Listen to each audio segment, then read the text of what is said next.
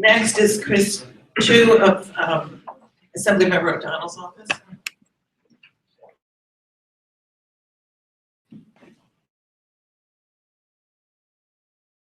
Chris Chu, I'm the Director of Community Affairs for Assemblymember Daniel O'Donnell. Just wanted to give you guys a few brief updates. So, Danny, so the budget was passed.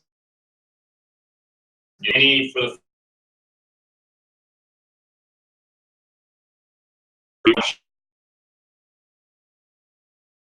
one, enough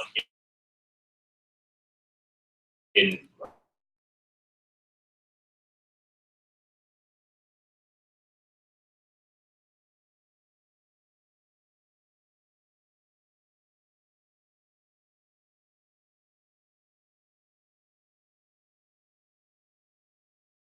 low income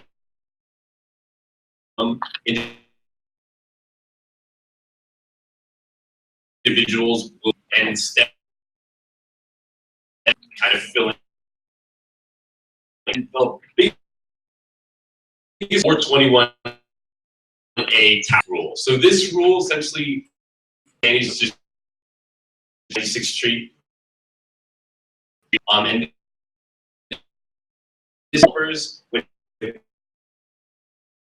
below 96th Street, they do not get tax abatements. So it's essentially dividing his line, and Danny is completely against that. So he's completely for progressive values, so he will continue fighting for that.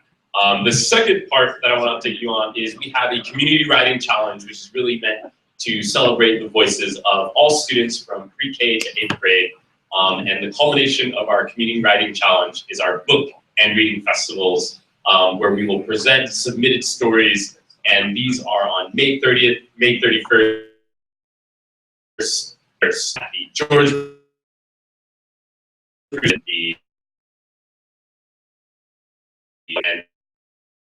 library on June 1st.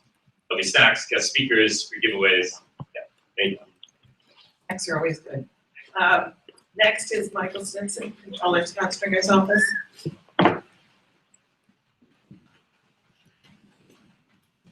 First off, I'd like to thank those in attendance who were at the town hall last month. I made it through another month, so thank you for coming out to Scott's event. I really appreciate it. Since then, we've done a lot of audits and reports, and one I'm going to tell you about tonight is an economic blueprint. And what we did was we focused on strategies for empowering local residents as neighborhoods grow. And we've created an economic snapshot broken down by community district with information that charts how businesses and populations have changed between the years 2000 and 2015. So it's the most comprehensive and up-to-date look at community districts involving economic landscape available today, providing everything from the number and types of businesses in your neighborhood to changes in population and many more things such as age, race, and commute times of local residents. So I broken down by Upper West Side. We also have the West Side. If you want to know about Harlem or any other part of the city, we have those available online, or you can contact me. I can send it to you directly. And I just also want to thank Roberta for coming to our press conference yesterday. We did an audit report of the MTA and their lack of fixing the subway stations and the accessibility. So as we know, when the elevators and escalators go down, they take a very long time to repair them. And the controller's audit, out of 20% of the subway stations we checked out, they do not maintain the subway stations on time, and they're behind. So check out that report. We got a lot of great press on it. Thank you for coming. And thanks again. Can you talk a little bit about what Scott spoke about at the town hall meeting, that he was going to do a joint venture? I'm not sure with the mayor, gaining more money for nitrogen. So that was, I believe, it was regarding Battery Park City. Nitrogen. No. It's I'll get back to you on that, sorry. No, there's a fund that Battery Park City has where some of that money goes to the NYCHAs. He wants to duplicate that effort. Okay, But let me get back to you with more details. okay, thanks. Councilmember Rosenthal, do you want to speak? Sure. So we have Councilmember Rosenthal. Sorry, I was gossiping in the back. Good to see everyone. How are you? Good, good. That's an overwhelming, don't care. So, let me try to, let you know what's going on in the hood, and maybe you'll get excited about some of it. We had a wonderful hearing. Trying to look around, see if anyone was there. It was about the Till buildings that, were you there, David? No, Susan, no, sorry, I'm looking, checking person by person. It was about the Till buildings in our district. These are buildings that were were in terrible conditions many years ago, 40, 50 years ago, and the city took them, seized the properties, and then owned them and let people take them over, kind of like the HDF, take them over, own their apartment, manage the buildings. Well, shocker alert, HPD is now going back on its word and not necessarily turning everything over to the tenants who put in sweat equity to make these great buildings and great homes and great communities. So we had a full hearing about this. Alcia from Palante had organized a lot of tenants of Till buildings to come, and we really held their feet to the fire. We ended up making it clear to HPD that they were to hit the pause button and not move forward on their plans. They agreed to do that. Along with that, if people don't know, they also agreed to hit the pause button on the HDFCs. Now that was something, yeah. So that was something where very similar situation. People would put in so much sweat equity, and then all of a sudden HPD says, oh, now you have to do these 20 other things, which would make it much more difficult for these people to live in their homes. So they put the pause button on that.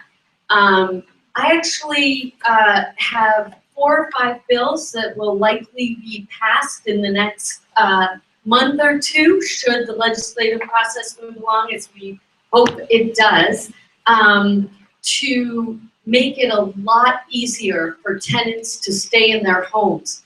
One of the bills would require that the tenants could be awarded compensatory damages if it is clearly a case of frivolous harassment and the landlord bringing that tenant into court again and again and not cashing their checks. We're going to pass a piece of legislation that would give the power to the judge to then fine the landlord and award compensatory damages to the tenants.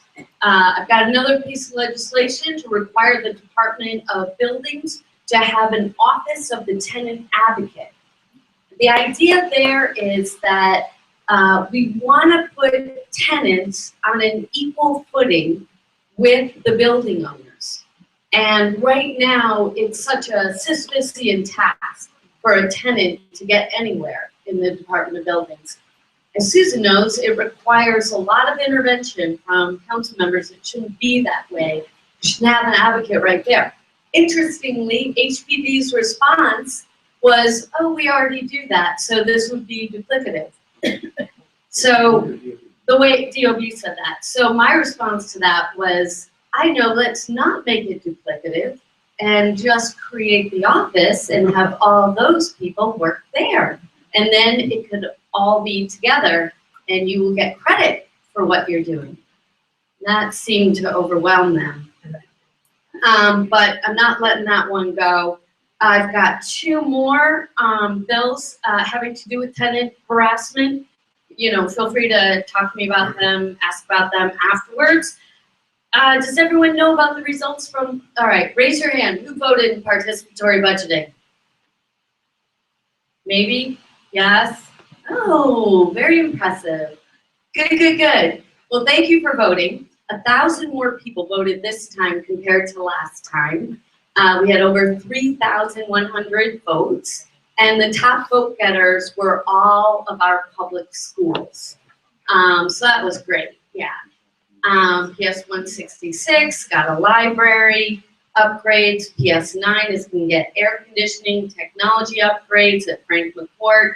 And PS 84 is going to get some renovations in the school. We had our town hall this week. Did anyone go? We're going to put it all up online. We had over, I don't know, Marisa, you're chatting in the back, but over 20, how many agencies did we have at the town hall? We had over 20 agencies. Every single one got at least one question and got their feet held to the fire. Afterwards, I did apologize to Ed Pinkar from Department of Transportation because I was probably a little too tough on him publicly. But he is now going to go back and look at the things that we asked him to look at, most importantly from my perspective, at 96 and 96 and West End Avenue. We got him to commit to give that probably at this juncture, fourth look, but they have to do that. Tomorrow night, we are having a Safe Families Forum in conjunction with Councilmember Mark Levine's office. This flyer is in the back of the room. Feel free to grab it. If you know anyone who feels targeted, feels that a family member is targeted, they can come to this forum, learn about their rights, and learn about what they need to do should ICE show up at their door. And the answer is ask for a lawyer immediately and make them show you a warrant. Because if they don't have a warrant, they can't do anything with you. NYCHA, last thing on NYCHA. As some of you may, is anyone here, for anyone who lives at Jehostos or knows about the Weiss Tower buildings, about a month ago, 2 of their elevators at a single complex that's 22 stories tall, both elevators were out at the same time for over 12 hours. So people who had left at 8 o'clock in the morning couldn't get back up to their home, and people who were stranded up in their home couldn't get out of the building. So we learned all sorts of things during this exercise. One, we learned when we had a meeting downtown with them that if both elevators are out in a situation like that in a NYCHA building, NYCHA's policy is that they bring a stair climber over so tenants can get up and down. This is a clunky, dilapidated thing, I'm sure, but it's their policy, and they did not follow their policy in this situation.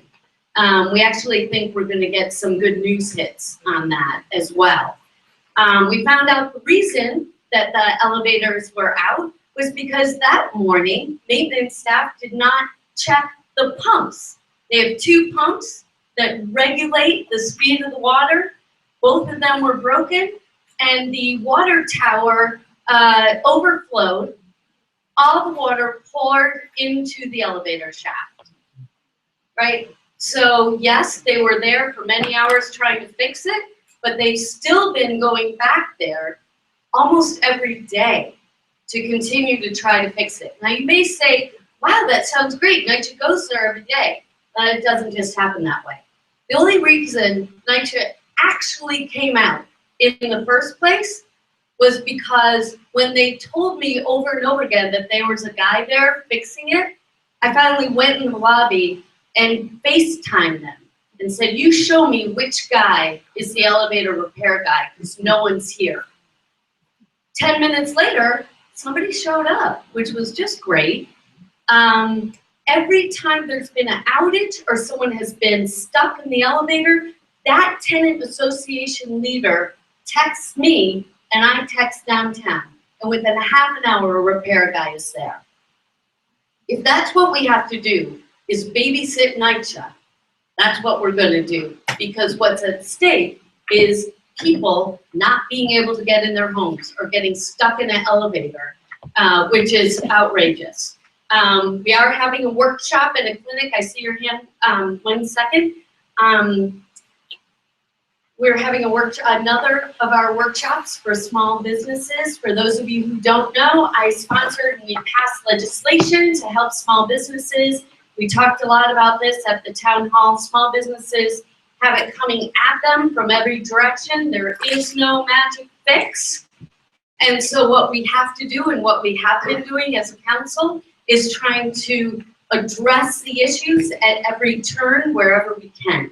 So most recent idea, which this bill will get signed into law probably next week, is to set up a system whereby business owners could sign up to get an immediate alert if someone calls into 311 and makes a complaint against their small business. They will get an immediate alert, at which point they can, before the inspector comes. That's just one way we can try to help them, but we're coming at it from as many directions as possible. Last thing I'll say is that the city contracts out $15 billion worth of services. It doesn't matter that we contract it out if the contracting process is terrible.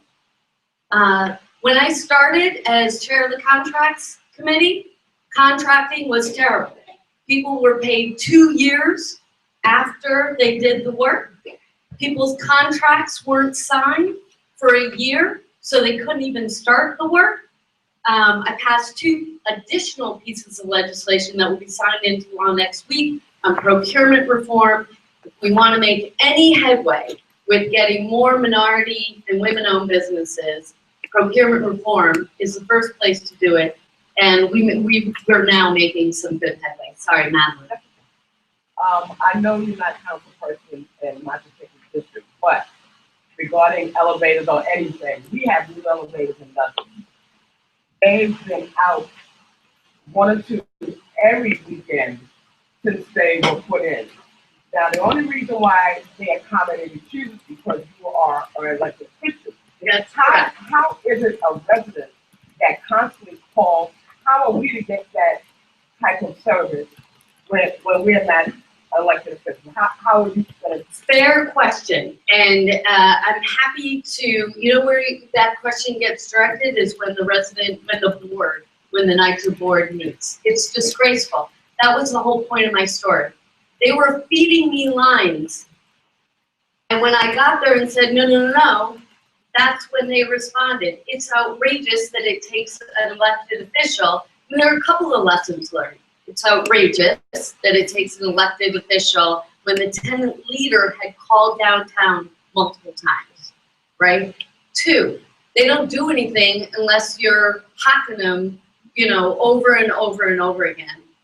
And 3, the system is in terrible shape. It's no surprise, but after years of neglect, after $17 billion in a hole, they don't have as much maintenance staff. Now look, at Wise Towers, I'll say that we actually are gonna change the management there. I just have had it with that management, and I've worked really hard here to downtown, but the management there wasn't sufficient, people weren't getting their needs met, and now we're changing the management. Can I tell you a little secret? They rotate managers. Yeah, this one's out. You sure that? But they Oh, yeah. rotate them from each development. They That's all correct, do the not same this one. Not this one. thing. Thank you. No, that's the point. They're not rotating out. She's gone. So let's be clear. This isn't right. All right, any other questions, Mark? We have a resolution on our agenda tonight about the social impact bills, so you're carrying. So, let's go, or? Thanks for your support on that. We have 10 Manhattan sponsors, but 15 more sponsors from the outer boroughs. So we have 25 council members who are signed on to the bill that would lower the commercial rent tax, which is this outrageous tax that retail spaces only in Manhattan. If you have a retail space between 96th and Canal, You are now the ATM for the rest of the city. Through that tax, the city brings in $880 million a year. The workers who work in these stores, of course, live in the outer boroughs. And the vast majority of those who have to pay the tax are independent, small mom and pop shops.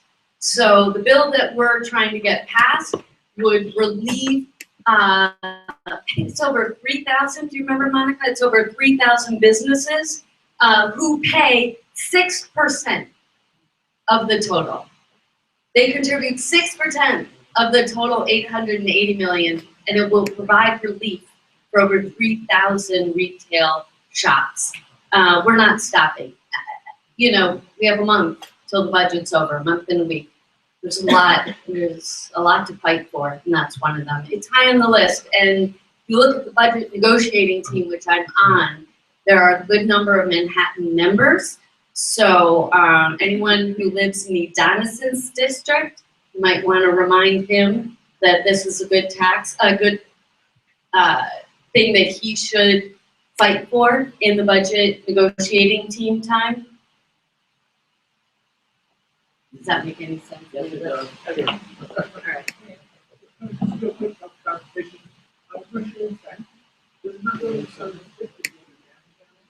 It was after 9/11. They moved it up to Canal Street in order to support small businesses coming back. Thank you. Thanks for giving me the time.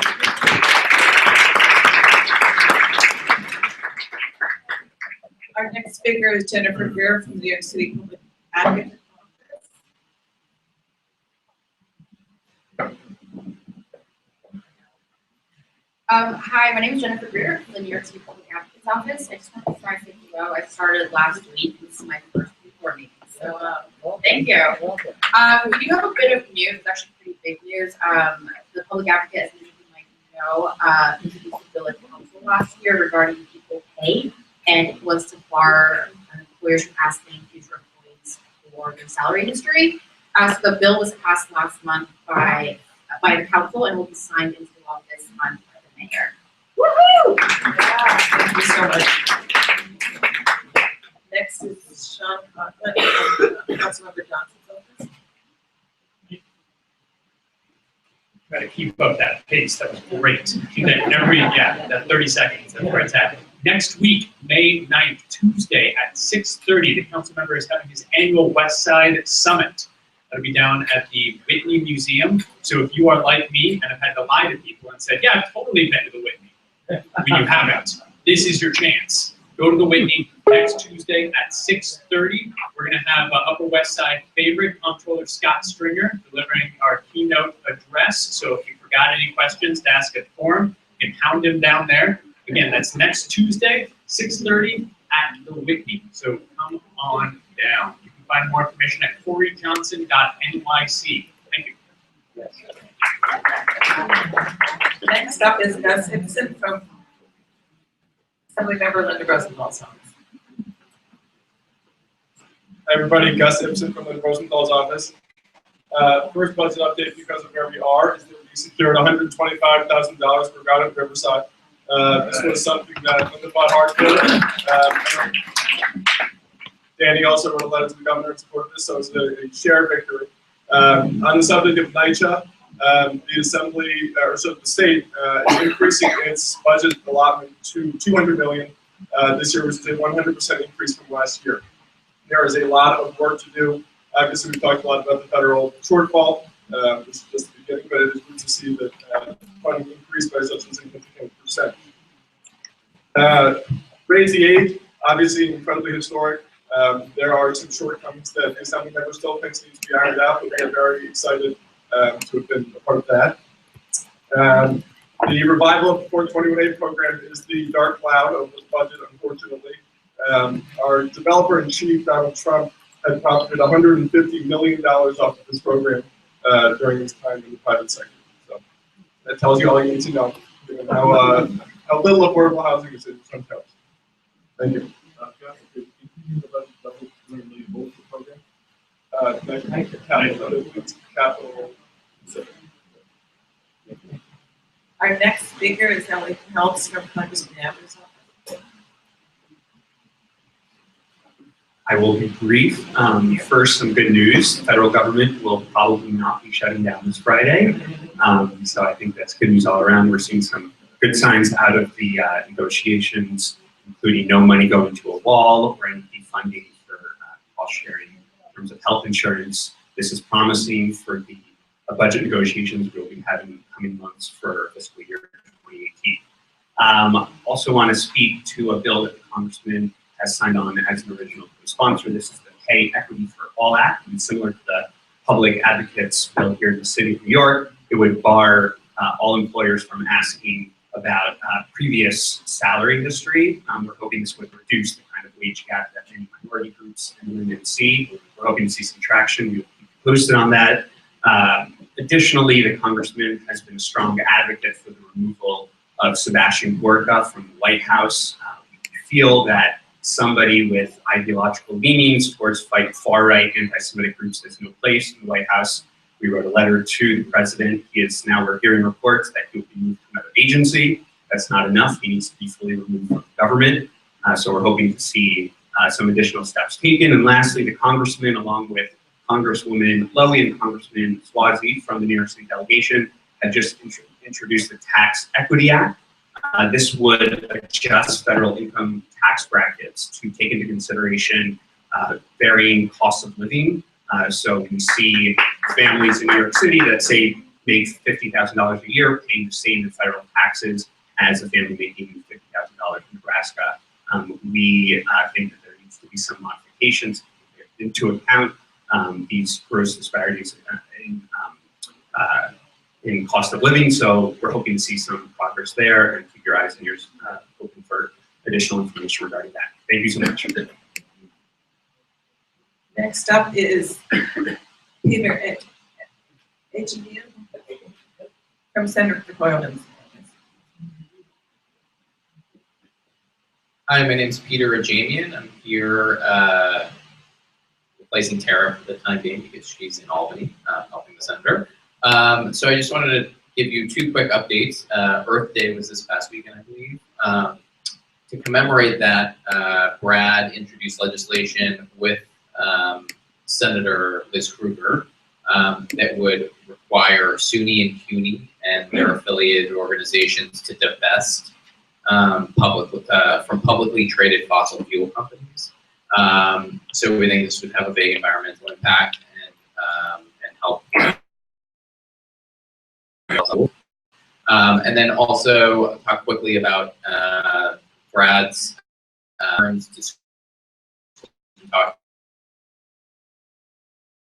today actually forced a procedural on the Senate floor, and yesterday forced a committee vote.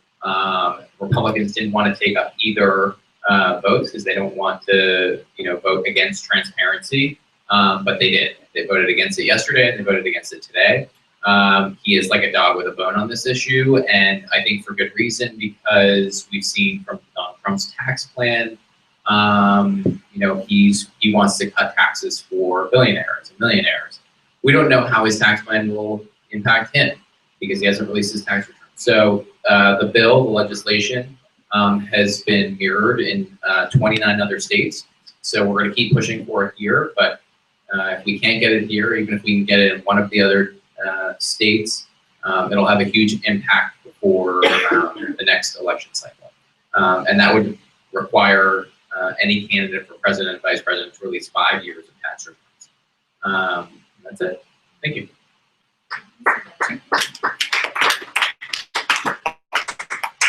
Next is Alec from Assemblymember Godfrey's office.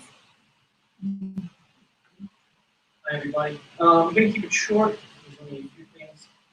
New York Health Act is only 2 votes shy in the Senate and the majority, so we're going to dry out for that. Medical marijuana legislation is making its way through the Assembly. There's some good bills in there. Dry out for that. Hopefully, we'll get voted on soon. And our district office is moving, it's going from West 27th Street to West 29th Street. I have the address here, is in the community update, if you would like the exact address. And of course, any other questions, concerns, you don't me. So thank you very much, have a good evening. How about that for you have something like you're going to do a sign in the Senate? The Senate of Before. That's really what's happening. You said very well. It's a good question. There's a special election this month.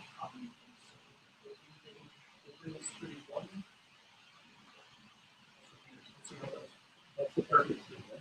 I'm sorry? That's purpose. And next up is Gabrielle Dan Hillel from the Mayor's Community Affairs Unit. We welcome you. This is your first.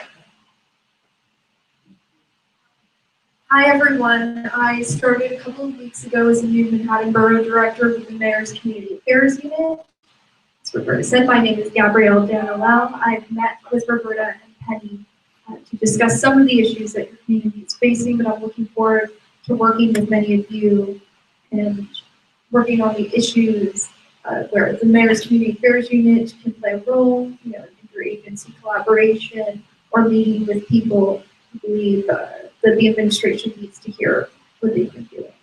And I will be the liaison to community boards 1, 2, 4, 5, 6, and 7. So south of 96th Street, except for CB7. Gabby, you should brag about the meeting you helped us with, because CB7 was the one who had the resolution on it. Just tell folks about the meeting with DOT, MTA, and the Upper West Side, West 81st Street Block Association. Thank you, You Councilman. did a great job. So I participated and helped with a meeting with the West 81st Street Block Association to discuss the issues that they're facing with the council member and the M79 SBS. Like bus service. So we'll be working on that. Yes, it went very well, I thought. Take credit, girlfriend. You did great. Okay, we are now going into our business section. There were 2 microphones, but one of them seems to be non-functioning. So we have 1 microphone. You're going to have to bear with me. I will hand it to the committee chairs, and then as needed, I will be moving the microphone around. So we start with Andrew and Howard.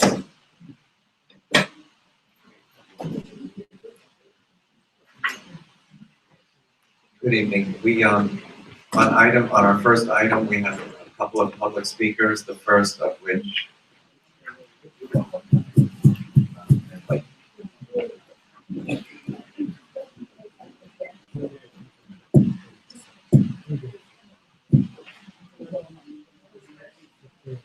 Hi, everybody. We're here to offer support or to urge you, the board, to support the resolution that's been submitted by the Transportation Committee opposing 1303, which that bill will increase the number of vendors over the next 5 years by over 600 each year. The Lincoln Square bid is opposed to this legislation for a number of reasons, but the biggest issue as far as we're concerned is that there are no siting criteria. Everything that goes on New York City sidewalks, everything except vendors, requires some sort of review and has siting criteria. Many of them come before you. Newsstands, for example, and I have the siting criteria for newsstands with me. But everything that goes out on our extremely congested sidewalks requires review. And there are many new things that have been added over the years, including bike share, bike racks, links, benches, planters. I mean, it goes on, and we think this legislation, we know this legislation does not address that, and we think that is a fatal flaw. There's some other issues in the legislation that we also oppose, and that is they propose a study after all these licenses have been increased. In 5 years, there'll be a study. We think there needs to be a comprehensive review you now, before any decision is made, to increase the number of vendors on the streets. I think there are a couple of other things that we object to in this legislation, but the biggest one is that there is no local review and no citing criteria. Clearances are not citing criteria, and there is currently legislation, I'm not sure that it's going to move, that would reduce clearances, making it even more difficult for pedestrians, making it difficult for people in wheelchairs and so on. Did I forget anything? And, yeah, we have our statement, which we gave in October, but if you have questions, we're happy to answer them. Thank you.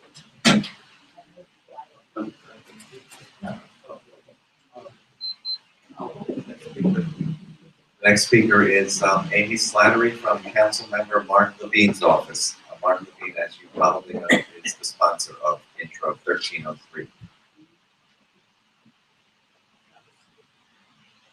Hi, everybody. So, yes, I am, my name is Amy Slattery. I am the legislative director for the council member, Mark Levine. We are the lead sponsor on this bill, and there are some companion bills that are being considered alongside of it. I'm not exactly sure how to start, but I'll just sort of give a status update. All of your concerns that you have in your resolution, I'm happy to answer to the best that I can, and or just let you know that we're aware of all these issues and we're working on them very actively. Lots and lots and lots of hours are going into this bill by people beyond just myself. So we're very, very, very in the stage of open to a lot of comments and making substantial revisions, just so you know. We had a hearing initially on the bill, I think in like October. Well, you know the date, okay. Okay, October 26th, and it was an extremely long hearing. We received a lot of input on both sides, and because of that and feedback that's come since, we've been working very hard to try and come up with a workable solution. Because I think the one thing we all agree on, maybe two things we all agree on right now, is that the current situation is a problem, a significant problem that needs to be addressed, and that our bill also adds in a new enforcement unit and mechanism that also doesn't exist that we're hoping will address a lot of problems. So in terms of timing, it's still a priority of the speaker, and I'll say that we feel confident something, whatever emerges from this, will pass by the end of the year, but I would say that it'll probably be closer to the end of the year as opposed to closer to now. So there's still time. I know you're here to pass or not pass the resolution in opposition of the bill, and for the reasons you've outlined, which we here acknowledge and respect. We also respect your voice, and as a body, your ability to do that. I might ask, since we are still very early in the process, doesn't seem like it's early, but city council-wise it's early, that perhaps you let the like a revised bill come out before you formally act on it, but again, I know you guys have already pulled a resolution once, so I just would like you to consider that. So at this point, I'd like to answer any questions. Woo! Okay. Mark. End of the fiscal year or End of the calendar year. Yeah, sorry. Good point. Yes. Is it really true that there are no citing criteria for vendors? For instance, I believe there's a 10-foot rule. Yes, in fact, I came armed with a few notes. So to say that this bill doesn't have any citing criteria in it, what it is it amends a portion of the law where a number of criteria already exist. So those criteria still stand, they're just not also specified in this bill. So a couple of them is there are rules about basically where you can and cannot be. You have to be on a minimum of a 12-foot wide sidewalk. You cannot be within 10 feet of a crosswalk or subway entrance. Cannot be in front of hospitals, no standing zones, and 20 feet from any building entrance or bus stop. So those are some of the things that like I said, are, and I'm probably missing a few, but that are already standing law. Yes.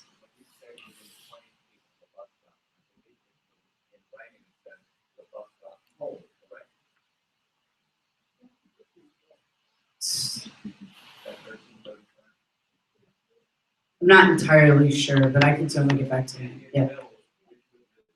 Right. I agree. Yep. So let me just say this. So we're currently actively working on 1303, which is the overall bill. Some of the smaller companion bills, I think, will either be folded in or maybe entirely dropped. But so yes, that's within 1303. Okay, so yes, that is one of your criticisms, and it's a valid one. Except I'll say this: the bill intentionally, at this point, had left it open until the negotiation process played out, and we had a better, I should say, the best sense of what agency that enforcement unit should reside in. So we don't have the answer yet. Yes.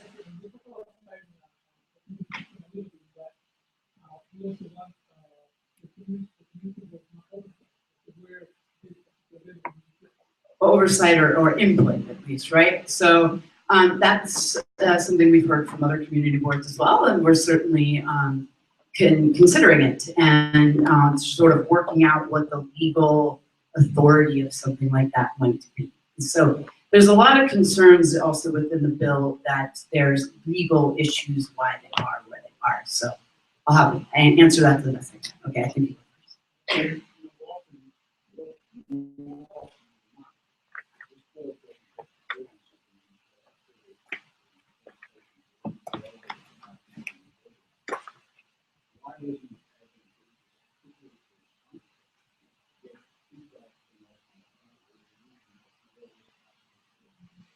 Well, I think it's a good point, but even after there is a revised bill that becomes available, there still is a pretty lengthy period of time before it does get brought up for a vote, and it is even still continues to be worked on.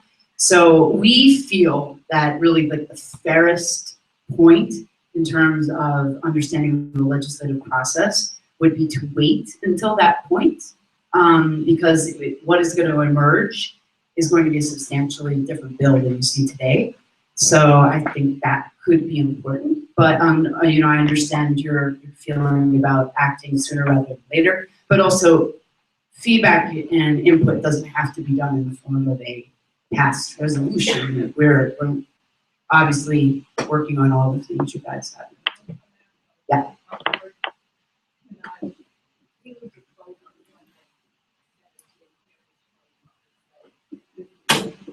Well, you should phone me up anytime you want, but yeah. That's fair. Sure, understood. Okay, that's great. Yeah. Here and then here. Yes.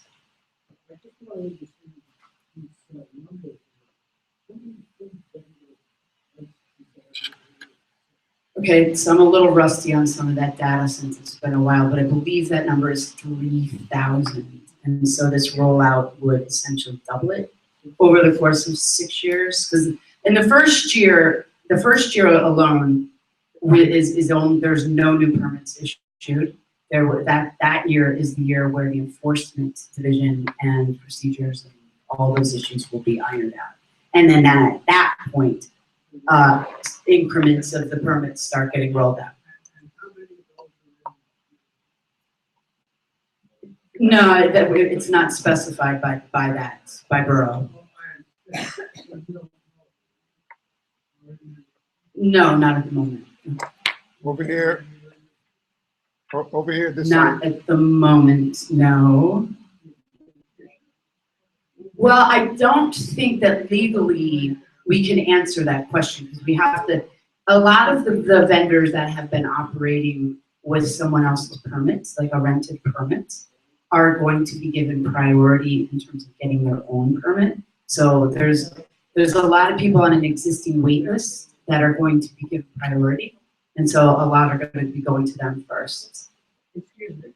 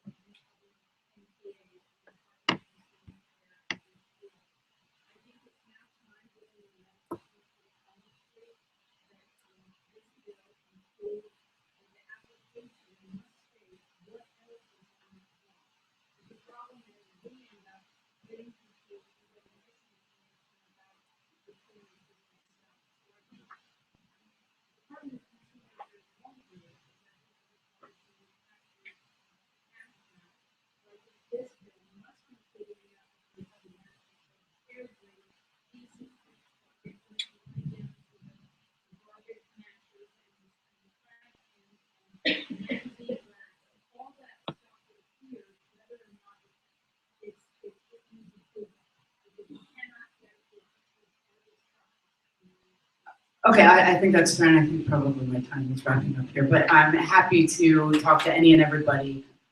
Question over here, offline. please. Can I just answer? A significant portion of the issues that you're dealing with, and the complications of existing street vendors exist from the fact that there is no enforcement whatsoever of existing rules and regulations, and that's a real problem. We all feel that way, and we do feel that this enforcement unit, when put in place, will actually improve the overall system significantly.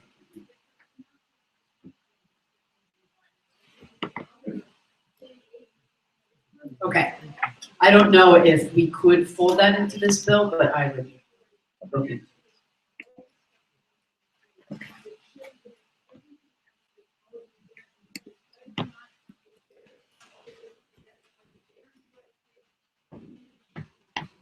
Okay, fair, thank you. Questions? Do you want me to take one more? Okay, I've neglected this side, yes. Given the appeal of these food trucks, and also they provide a service to certain segments of the community, but they're very appealing generally, I think, and their appeal is increasing, quality of food and so on. Is there a clustering line of thinking in the design of this distribution? Because what's to prevent, as a matter of fact, this would be a role for this committee, this board, to determine in our districts the different pockets that we have. Well, I think that's what. Is there saturation level? You're Is there asking saturation for suggestions in terms of investigation. So I think I'll just close. I'm trying to put sort of like a positive piece on this. Oh, okay. So I just wanted to make a point. The problem we had with the bill was this is not addressed. It's just not addressed. Okay, there you go. Yeah, I hear you. Yes, Sage, you're the architect, not me, but you know, when we look at the cafe applications, we look at the plans and it shows us on the plans what is where. So if there's some way to address that issue that you spoke about, whereby the community board could get the application and look at that quote unquote plan of what is around the area that the vendor would be at. That would.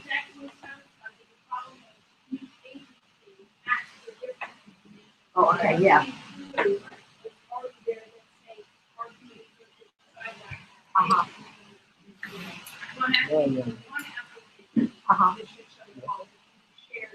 You're right. You're right about that. Can I? Yes, since I know you guys have other very important business to move on to, I just want to just kind of give my closing remarks. Like, we understand the complications. This has been an issue that's been worked on by many smart people for many years, and there's a lot of people that care about this deeply for a number of reasons. But I think one of the reasons why we feel so important is, one, we want to correct the broken system, but we also do feel that these food trucks are amazing small business opportunities for a number of different populations, and they do add a vibrancy to street and city life. And so we would like a thoughtful way to improve this within a legal framework and make our city better. Okay? Thank you, everybody.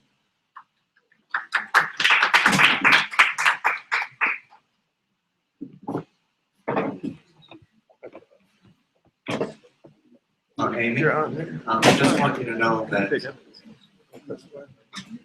we believe that this resolution and others that you've received, I think, from other community boards similar to this, will help Councilmember Levine make a better bill, and we then can certainly come out in favor of it if it addresses these issues. One of the issues that my co-chair and I heard from vendors is possession of some of these licenses is just passed along, thus depriving other new vendors of an opportunity. We think a renewable, which we've asked for, it's a yearly renewal where either health, DCA, DOT, or a combination of these agencies knows exactly where the vendor is, because they do not now know, would protect the vendors. They wouldn't have to stake out their place, you know, it would just be better for them as well. I just want to talk about that. I just want to thank everybody for being great. Thank you so much. We hope to be able to work together. Discussion. Mark. I'll try it without, and you can tell me. I think that your resolution hits very clearly the most important points, and perhaps others will speak about some of them too. So for me, the one that's most important is citing, because the points that Michelle was making about knowing what's around it, the points that Paige is making about knowing what's around it, only becomes relevant when we know where the vendors are going to set up. And as currently, actually our board, your committee, about 3 or 4 years ago, did a survey of our district and where vendor carts were located. At that time, we were mostly concerned about how they were polluting and so forth, and whether they had good generators or bad, and that sort of thing. But what we learned is that they do tend to cluster already. And so the benefits of having them as small businesses are not distributed evenly throughout our district, and perhaps where they would be most useful. The final thing I'll say is that I have a deep concern about what I view as unfair competition with folks who are in brick and mortar stores selling the same sorts of things. And I know that there is, we were presented with evidence that there are studies that says that because of different price points, that doesn't work. That does not address opportunistic folks who come, for example, to the balloons blowing up on around the museum and that sort of thing. If you can buy a water bottle on the street, you're not going to walk into the store. And the thing is, especially with the kinds of food that are being sold in carts, the folks with whom they are competing are also immigrant-run small businesses. This is not protecting Dwayne Reed from recent immigrants. And so that's why I think that your bill is on the right track. I have only one little pause, which is that if there's going to be another draft that we're going to have to weigh in on again, I could see postponing a vote on that. I leave that to the committee chairs. But otherwise, I think that what you've articulated in your resolution is spot on with protecting the integrity of our community and everybody who makes up participate. Okay, we're going to keep this discussion to finish at 8 o'clock. So we have 10 minutes. So everyone can speak quickly. Really quick, a quick point and a friendly amendment. We're not in any way saying that this proposal isn't drastically needed. It's a real problem. I think what we're saying is that the present form needs some corrections. What I would add is, be it resolved that Manhattan commends Councilmember Levine for tackling this issue, but that we oppose the issue in its current form, just to make it clear that we're not opposed to the idea of taking on the issue. It just needs some improvement. Is that a friendly amendment?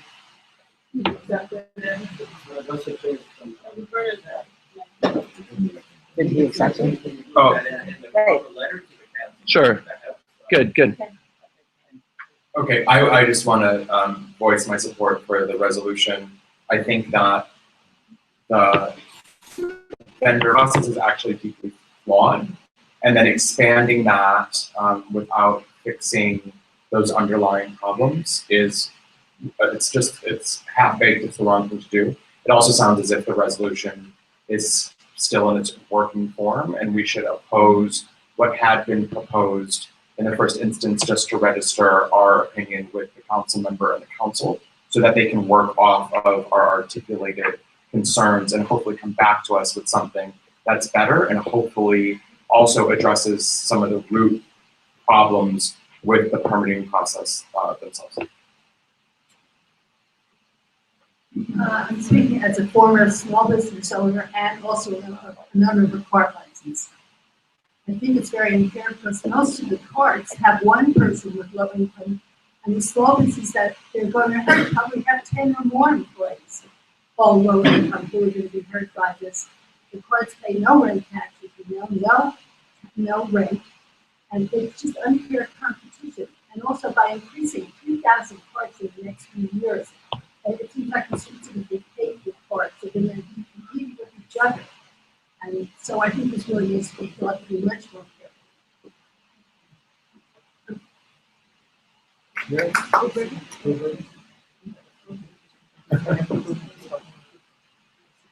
When they were talking about it, has anyone considered tying the application for permits to specific sites?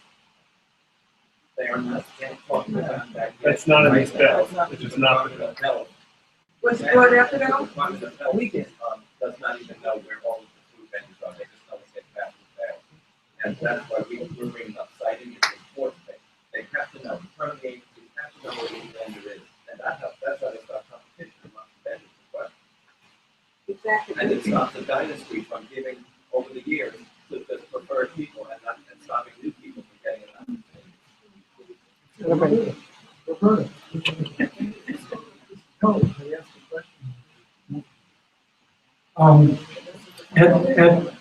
At this time that everybody's talking about immigrants and in the abstract, here's where we can actually do something with it. Because most of these vendors are immigrants. There are two problems with this bill. One is that it requires a community board review, and the other is that it requires a science basis. Both of those are economically unfeasible for vendors. There are no studies that show that this competes with brick and mortar businesses. In fact, all the studies that I've seen show that they don't contribute, that they don't compete. And what these businesses depend on mobility. And for market forces to decide where is the best place for them to be sited. So they can't come to us and say, oh, well, we want to be here, like an outdoor cafe says, we want an outdoor cafe here for 2 years. They can't say, we want to be sited here for 2 years. They don't know whether this is going to work. They may have to go around the blocks, like that. Just economically unworkable. And also the red tape that's involved in community board review, as we know, can take months and months, as it is for use stands. And these are not fixed structures. These are very mobile things. Mobility is the key here. So I want to propose an amendment to. I would support this if we could get rid of the clauses in the resolution that say community board review and the science basis. With that, I could support it. No. So I propose an amendment. No. Need a second.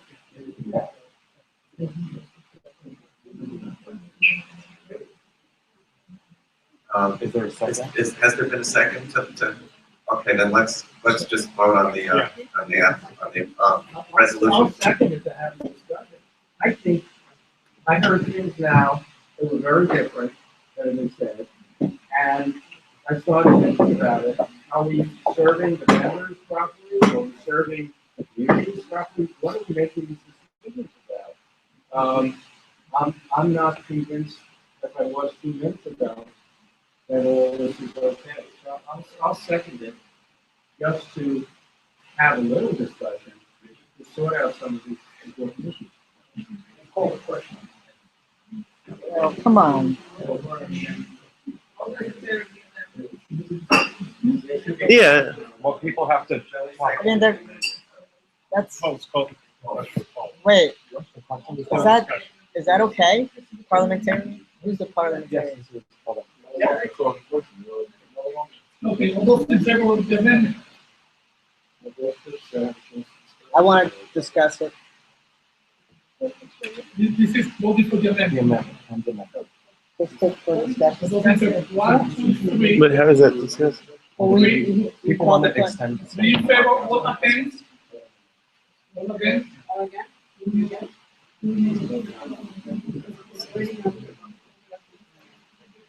Siete, 18, 19, 20, 21, 22, 23, 24, 25, 26, 27, 28. Anybody abstain? 1, 2, 3, 4, 4 abstaining. 6. There were 2 more over there. Okay, all abstaining again, raise your hand. 1, 2, 3, 4, 5, 6. 7 abstaining. So the amendment doesn't pass. Call the question. Call the question. No. I mean, it was just. We're going to ask for a vote on the original resolution now, please, so we can move on to other issues. All those in favor? All those in favor of the resolution as it stands?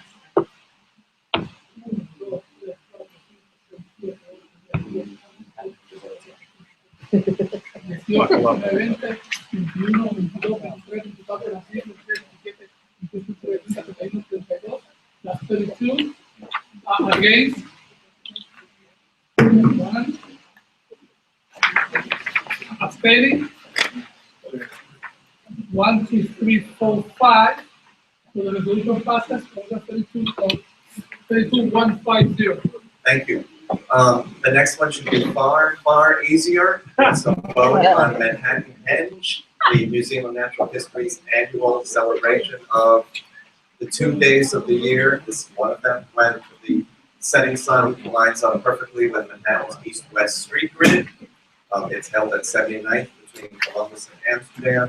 They are going for the earlier of the 2 dates this year, which will be on May 30th. Is there any discussion on this? Question? You have what? Wait, sorry, we have a question.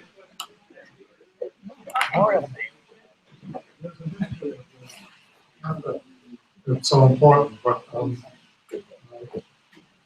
back in 1987, we discovered it on West 88th Street, that the sun, when it set exactly on the street grid, it lit up the brownstone on either side, like a flashlight does. Except that the date wasn't May the 30th, it was June the 2nd. So it may change a little bit. But it changes every year. Yeah, but we called it Solar Grid Day then. And there was a big article in the New York Times and the architectural magazines about it. So it's now called Manhattan. Very nice. Stonehenge in England. Question is all those in favor?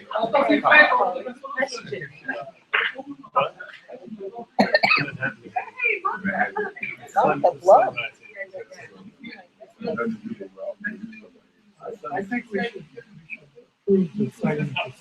Yes. What else? Oh, you do the case? Okay, the vote passes 40-0-0. Very nice.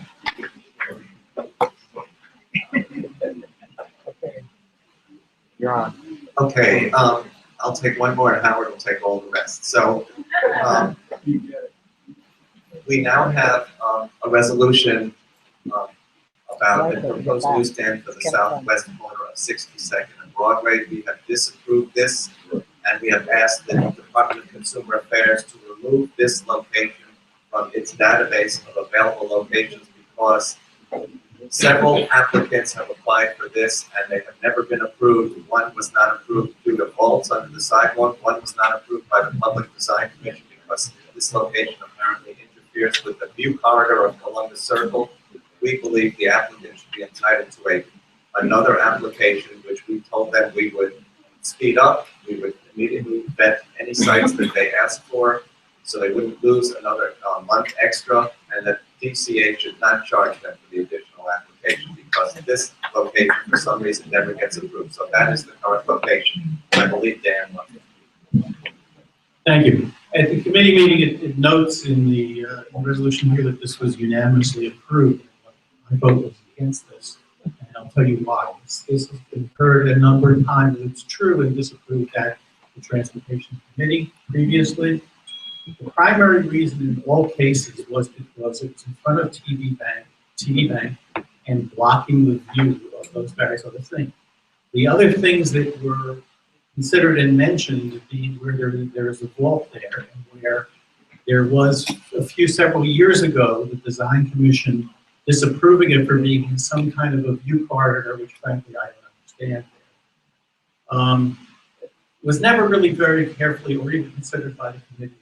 Only the fact that it was in front of the TD Bank construction. And it seemed that nobody at the committee really went down and took a look at this. And the vendor who had been applying seemed to say, well, no, it's not in front of the door to the TD Bank. So I went down and looked. So from somebody who went and looked and saw this location, it's located so that it's in front of just the very south edge of the TD Bank site, maybe 20%, maybe 15% of the frontage of TD Bank. The TD Bank has moved its entrance from what used to be the middle of that site up to the corner. So if you look at it, all the action, all the ATMs, all the tellers, and the entrance to the bank are all not in front of the site where the use is. It's just in front of one small portion of TD Bank where there is only in front of one small projection TD Bank. The other part's in front of part of the deli, but not in front of the doorway of the deli. It doesn't block for those reasons. Now, to address the other reasons that were cited, it was cited that it's over a vault. That may be true. I didn't see any evidence of it. And in fact, I've never seen a vault. Excuse me. Andrew asked if I could still test my argument. But I've never seen a vault that goes from a building all the way to a 25-foot curve. I've never seen it. If it goes 5 feet, if it goes 10 feet, whatever it is, it's not under where the new stand is. Now, maybe somebody will come back and say at this location, but we're disapproving it as a committee for a reason that there's a vault, which we don't know really exists. It is unlikely to exist unless you, in fact, have seen a vault that's gone 25 feet out to the curve on Broadway. I never have. That's not what. The second thing was there's a letter from the Design Commission that said they were disapproving it for 4 or 5 years.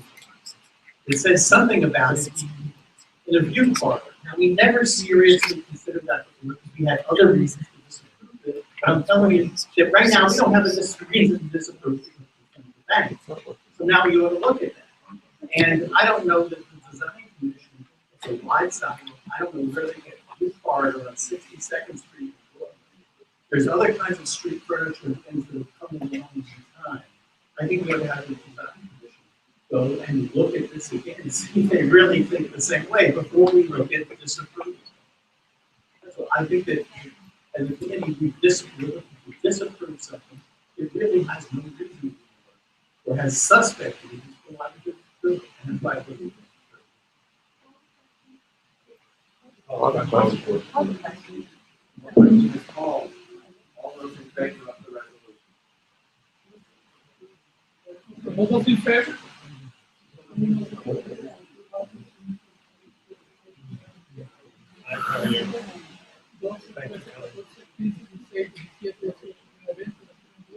Number 24.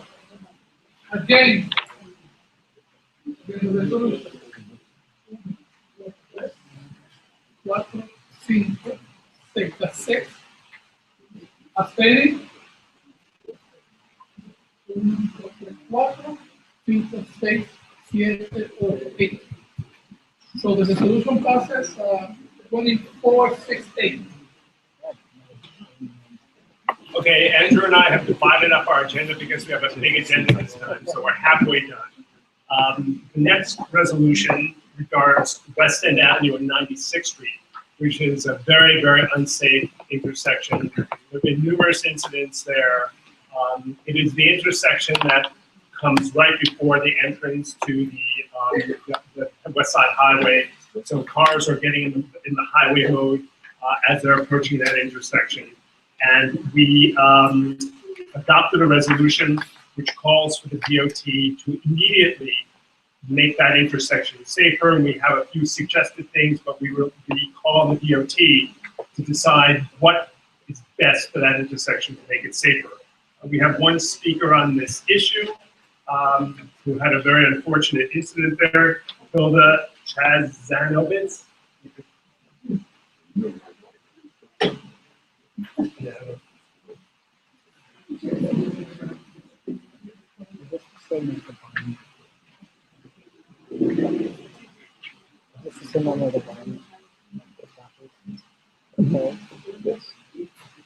Good evening. My name is Hilda Chesnovitz.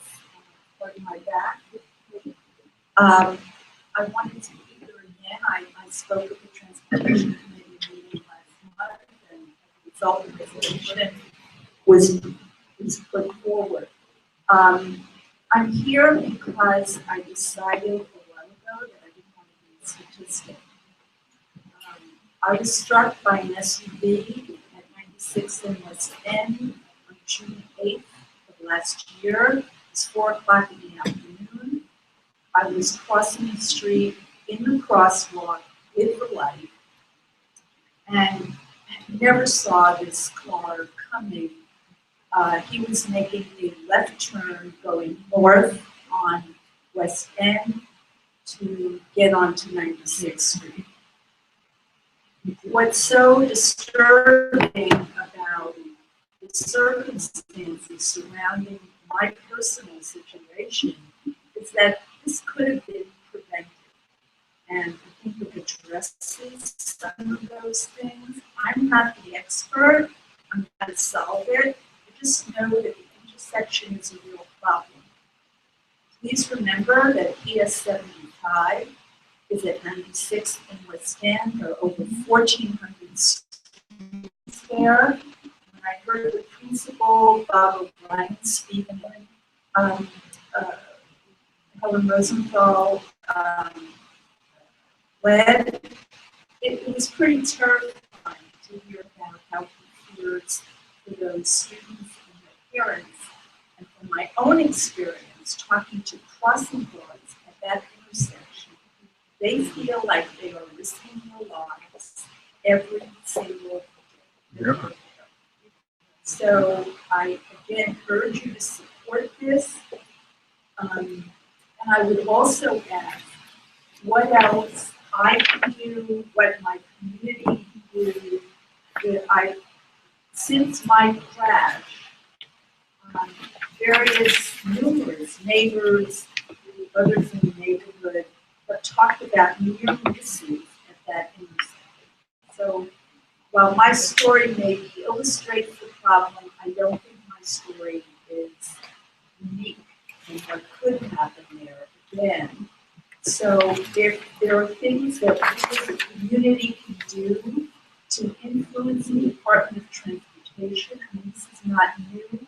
I would be very much interested in knowing that. Thank you. Thank you.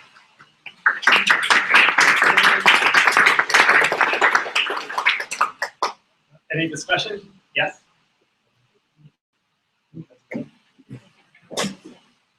My suggestion has already been done in the past, but I agree. I live in that immediate area, and I cross mostly my intersection is 96 and Broad Way, and it is an extraordinary hazard. The few times that I cross there daily, I just wonder, how am I still alive here, really? And the close calls that I've had.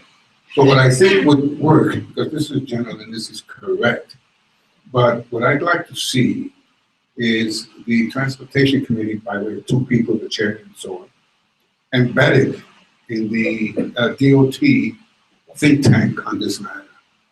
And because I think the problem is that there's always the lag time, which we understand, and it's part of any process. But I'd rather see Andrew as wife be there in the planning meetings every Monday morning at DOT and to hash this out, that sort of thing. And in that way, we're going to have real-time input, and then we can well, wrong word, but I'm gonna use it, control the outcome. Because we're never quite satisfied with the results and the whatever's implemented by DOT. And that's because we're not an integral enough part of the process. Yeah. Okay, I just have a very small addition, hope it will be accepted. We have a list of suggestions, and what we don't provide, we say here to do whatever you think is possible, but we don't provide any guidance from the board as to what our priorities are. And in one of our previous meetings on this subject, the DOT representative said, well, we can't do that because it would take away some parking spaces. And the board is against it. So I want to propose just some language that says, in weighing its options, DOT should be mindful that CB7 believes that the safety of all pedestrians, including children, has priority over the movement and storage of motor vehicles. And that should be our guiding principle, which I think is already in our core principles implicitly. I just want to say that one of the proposals that's in the resolution is a pedestrian island or a curb extension on the south side of 96th Street. Both of those proposals require the taking away of parking on the south side of 96th Street, and DOT well knows that, because they told us that it would. So the fact that we're advocating for those positions, I think that's what you're saying. I also want to make one point that there are a lot of proposals in here, but there's only one thing that said definitively on here. It's to take immediate action to make it safer for people. That's stated right there clearly. There's no discretion at all with regard to that. It's unfortunate that Hilda was hit, but there could well be a death there if we don't do something. Yes. We'll take one more, Dan. We want to keep this moving.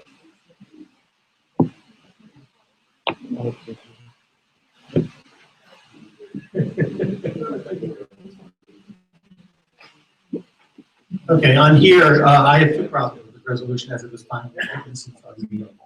And it's simply, there's a couple of things that are just simply incorrect in here. Yes, immediate action is right, but A is simply wrong. It says more pedestrian time in the traffic zone for those crossing 96th Street on the west side of West Avenue. There's enough time, that's not the problem. The problem is the conflict. And actually adding more time for the pedestrian here in this case might increase the conflict rather than make them reduce it. Increasing the pedestrian time is not an issue. It shouldn't be here. It should be the second thing is number F that's in that list. It says in all other infrastructure changes proposed in the Nelson Nygaard report. There were a lot of good things there, but it also included things that were, I believe, prohibition of turns. Yeah, there is. There's E and then F. It's part of it. It looks like it's part of the C. And I would say, instead of saying all other, because there's something there, I would just ask them, investigating and considering other infrastructure changes proposed. We're asking for immediate action on things that were in there, conclusively asking to prohibit turns, which when we sent the Nelson Nygaard never considered its impact, and DOT needs to consider that impact within other areas. So I would propose either a friendly amendment or an amendment to remove A, because the issue is not increasing time for pedestrians. All right, it's changing it, and the notion of proposing a barns fence is not a bad thing to look at. DOT should be looking for a way to make it safer, but increasing time is not something we should be asking them for. That's not something that's needed at that location. Instead.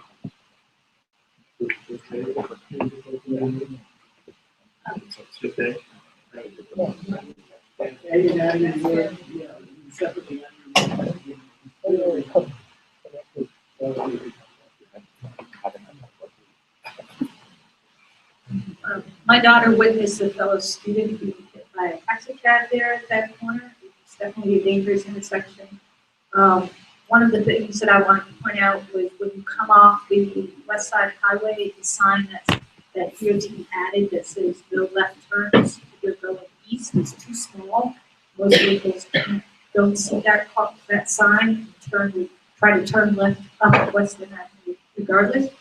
then the other thing is 97th and 98th Street were equally problematic because of the access to the highway. And I thought at one point, the Transportation Committee was looking at that highway access.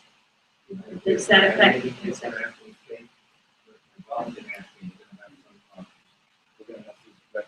Or the actual state elected officials come to one of our next few meetings to discuss restoring the 96th Street exit from the Henry Hudson Parkway, not forcing cars onto a narrow residential street like 95th Street.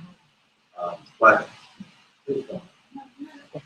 okay, so Dan's proposal about actually the amount of time, there's a green left turn arrow from northbound West End onto westbound 96 to get to the highway that is relatively short. It is so short that drivers are speeding through to try to make that 3 or 4 or 5 seconds that they're allowed. Actually, if that one were longer, it might actually be safer. But the installation, proposed installation of a pedestrian island in 96th Street with direct cars, it would be much safer for pedestrians, and it will definitely help.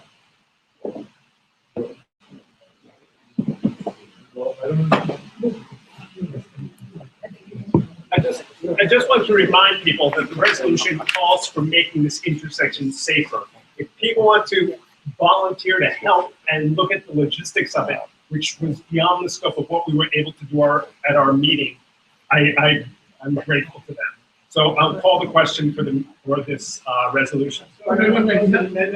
Second. Oh. It's not accepted as friendly. I'd like to see the second for the meeting stage because the density of increasing the Is there a second? Okay, hearing no second. Okay, a second. So we're going to vote. Okay. I'll call the question. Call the question. Okay. Usually happens, with all due respect, if you have an amendment and people want to speak, you have to have discussion before you vote, or else it's just like, let's get rid of it, it's meaningless. I agree, except he just did the same thing, which is why I pointedly did that. I completely agree, and I think that there should always be discussion.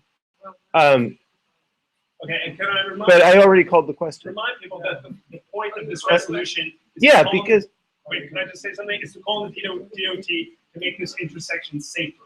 The proposals, the ideas we had are secondary. They're for the DOT to accept or reject. But what the resolution calls for is to make it safer. So don't lose sight of the big picture. I think the problem, Dan, with the wording is that it doesn't say unconflicted pedestrian time. That's what we're asking for. We want time when pedestrians in the crosswalk, when they're not faced with cars coming from 2 directions legally. So it's unconflicted pedestrian. Would you reinsert that? Would you be fine? Yeah, actually, having looked back and saying safer and saying that is giving the negative Yeah, that's what I'm trying to say.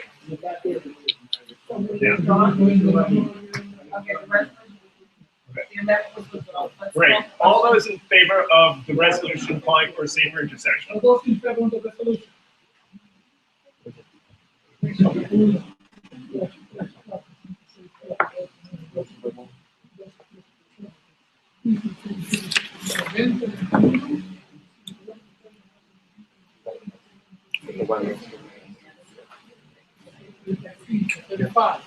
Again. Anyone again? Abstain. 1. Resolution passes 35-010.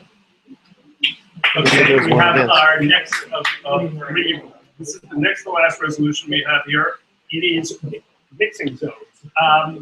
There was a recent incident in the East Village of a cyclist being killed in what's called a mixing zone. Every other block where there's a protected bike lane and a left-hand turn causes the cyclists and the cars to share what's called a mixing lane. And it's very unclear who has the right of way there.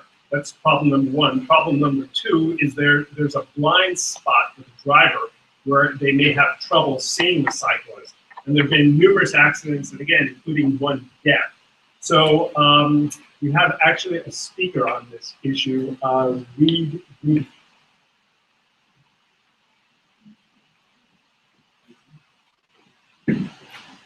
My name is Rudy. I live at 96 in Central Park West. I walk, drive, use public transportation, daily by bike on the West Side Greenway. I also use the bike lanes on Columbus and Amsterdam Avenues, for which I thank the members of this board who supported the recent design by the New York Department of Transportation. Thank you so much. However, there's a dangerous condition on both avenues that I would like to bring to the board's attention, namely the mixing zones. And every 500 feet, there is no bike lane. You're in a protected bike lane, and all of a sudden you get to the mixing zone, and there's no protected bike lane every other block. So it's my understanding that during the public comments, during the DOT Columbus Safe Street presentation to this board, a woman from the east side testified that while riding in a bike lane, she had been hit by a car and suffered a broken arm. She said that in her opinion, mixing zones should not be installed. And then 2 weeks ago, Kelly Hurley was tragically killed. So I support this resolution and hope that everybody will join in supporting this important thing.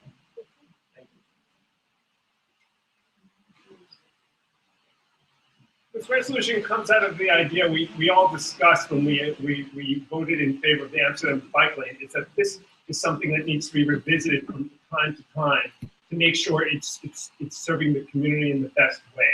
And this is one of those things. This is a dangerous situation, and we're calling on the DOT to take a look at it and do what they can to make it less dangerous. So, is there any discussion of that? Okay, all those. Those in favor? 2?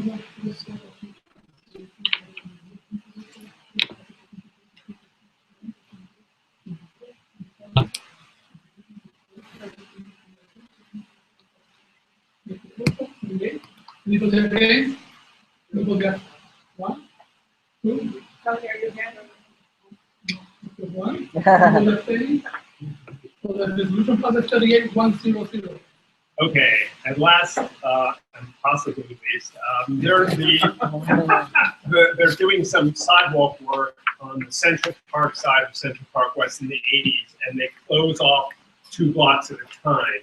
And what they do is they channel the pedestrians into this incredibly narrow lane in the street, along with the cyclists. Technically, the cyclists are told not to go in that lane. They're supposed to go in the smaller traffic zone in the street. But as a practical matter, I've been there. It's all the pedestrians and cyclists are crammed into this very narrow passageway for 2 blocks, and we're calling on the DOT to come up with a better solution to that construction. Questions, comments, criticisms? Let's call the question. Okay, those in favor?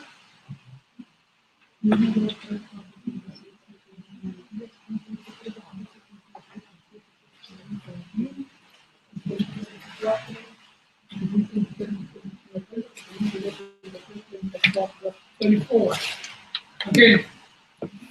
1. Against 1. Abstaining. 1. The vote passes 34-1-0. So,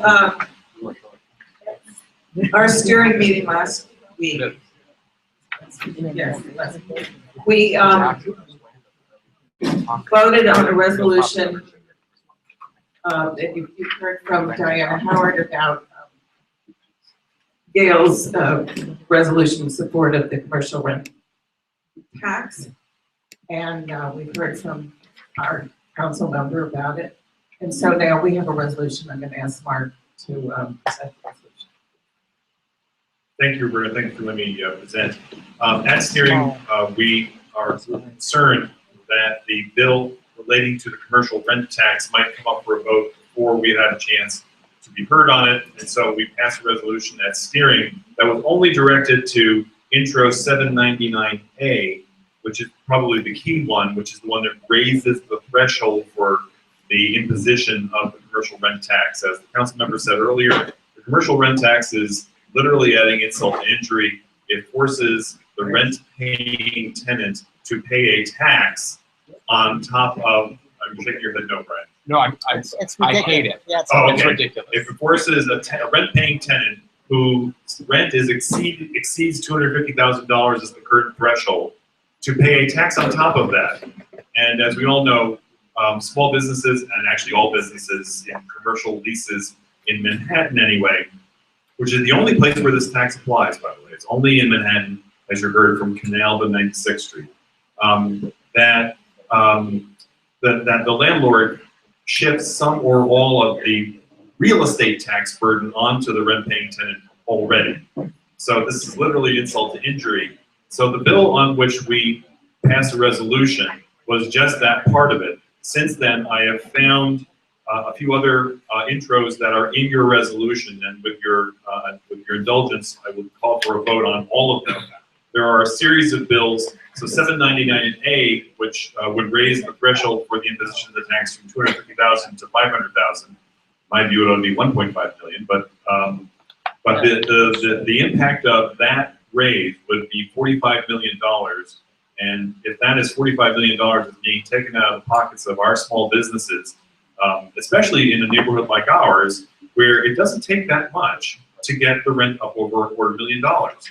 1,000 people paying $250 a square foot for a 1,000-foot storefront are going to be subject to this tax. That's not a big store. That's not a big, but that is a big lift. So that $45 million ought to be in the budget, but from somewhere else. Sure, Dan, go ahead. Just a point that I think I've heard in the last couple of months, I believe that it's that the number of businesses that will be removed from the tax is about 40% of the businesses that are there, while only affecting somewhere around 10% of the rest of the revenue. Yeah, that's about right. That's actually in the resolution. All in the revenue, so we're helping a lot of businesses. That's exactly correct. That's in the resolution. The other intros that are part of this are one that would exempt from altogether from the commercial rent tax grocery stores. I believe the theaters are already exempt, but this would add grocery stores. I think that's what the Borough President's resolution is about. There's an intro that would require reporting on the imposition of the tax and how it is collected and used.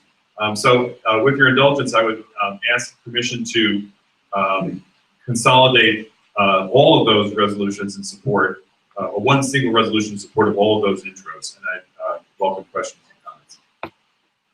I wonder on the retail inventory, the large number of acute care centers that we have, what is the tax status? Are they not-for-profit necessarily? They are anything but not-for-profit. No, not the income and the practice, but on the tax basis.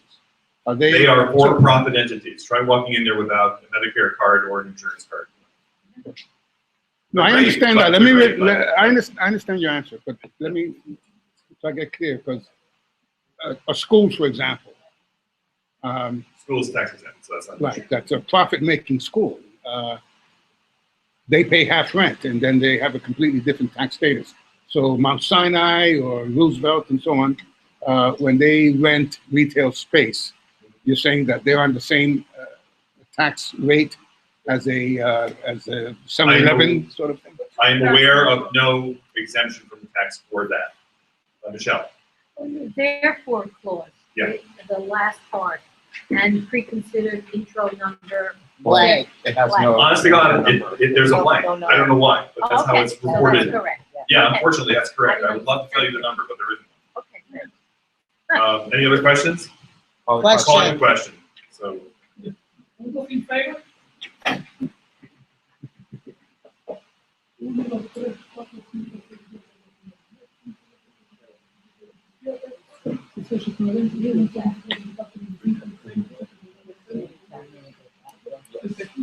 That's 35.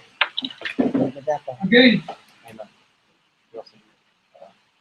Abstaining. One.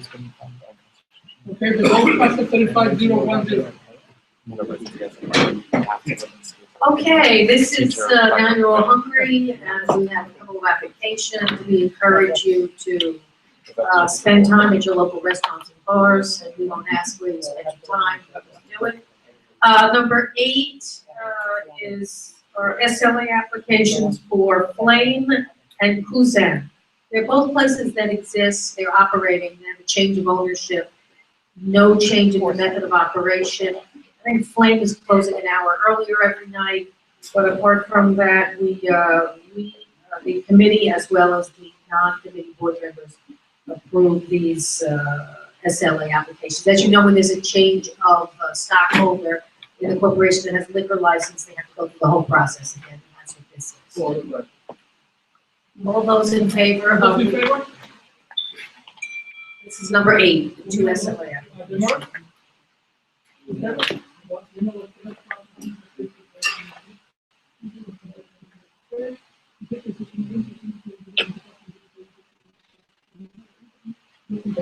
Three, anybody against? 34, anybody abstaining? Okay, the vote passes 34-0-0-0. Number 9, they didn't show up at the meeting, and instead of disapproving without prejudice, we have to do a straight disapproval. Turns out they're going to be at our committee meeting next week. So we're asking you to disapprove number 9, 566 Amsterdam Avenue, and they will get another chance to come before us next week. All those in favor? No vote?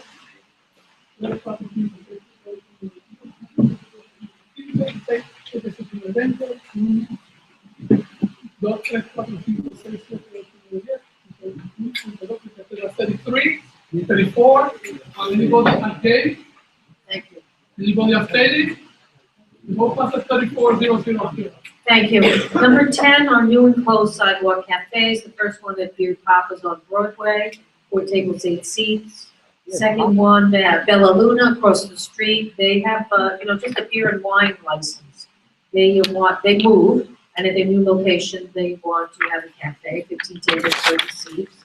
573 Columbus across the street from Bella Luna. The owners of Calle Ocho also own this place. They want an unenclosed cafe with 6 tables and 12 seats. We are taking into consideration all the comments from the neighborhood, but know that the owners of Calle Ocho are in the neighborhood already with another restaurant. They're familiar with, and they're a good part of the neighborhood.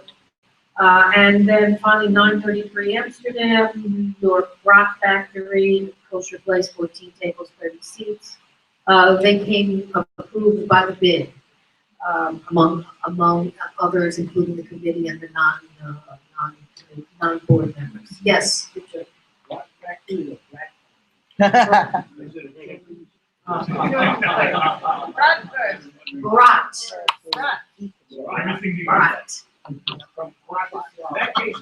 Bratislava. Yes, Dan.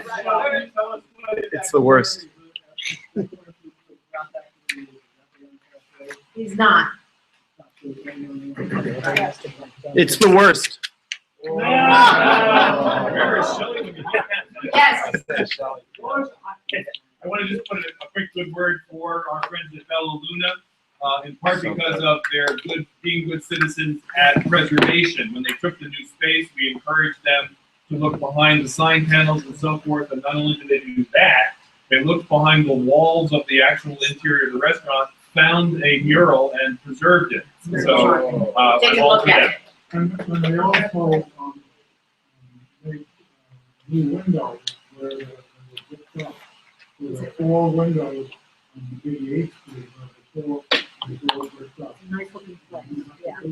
Nice looking place. Oh, I Good see. prices. Very good. Yeah. Very good prices.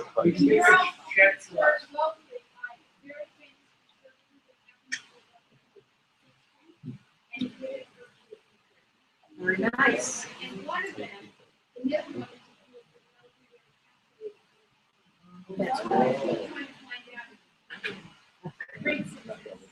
So number 10, we're asking you to approve all of these new unclosed cafes. All those in favor?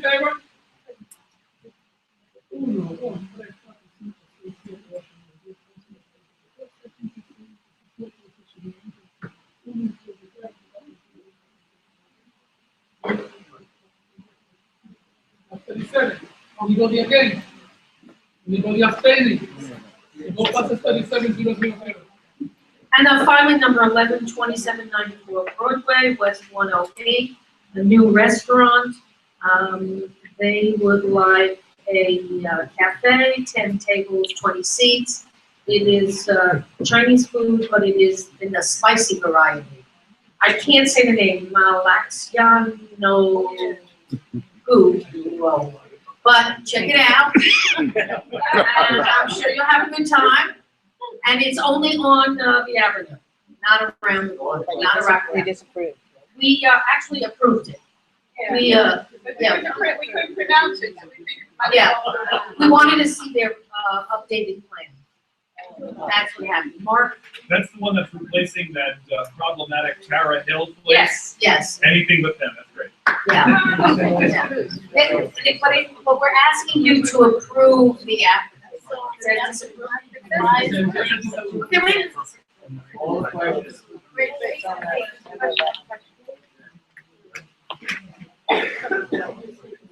It says disapproved unless, I think. Disapproved unless, no. Unless the applicant submits a revised architecture plan showing no more than 6 tables of 12 seats. Yes.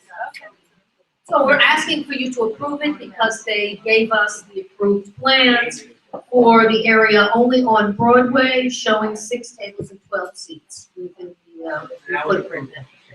So now it is an approval. All those in favor?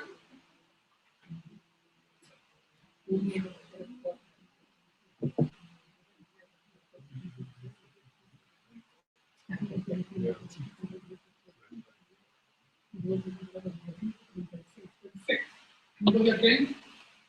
Anybody abstaining? The vote passes 36,002. Thank you very much. Please go out and eat.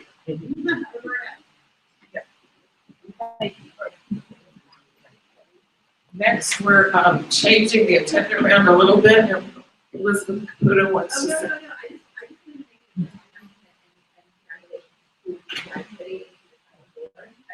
Oh, yeah.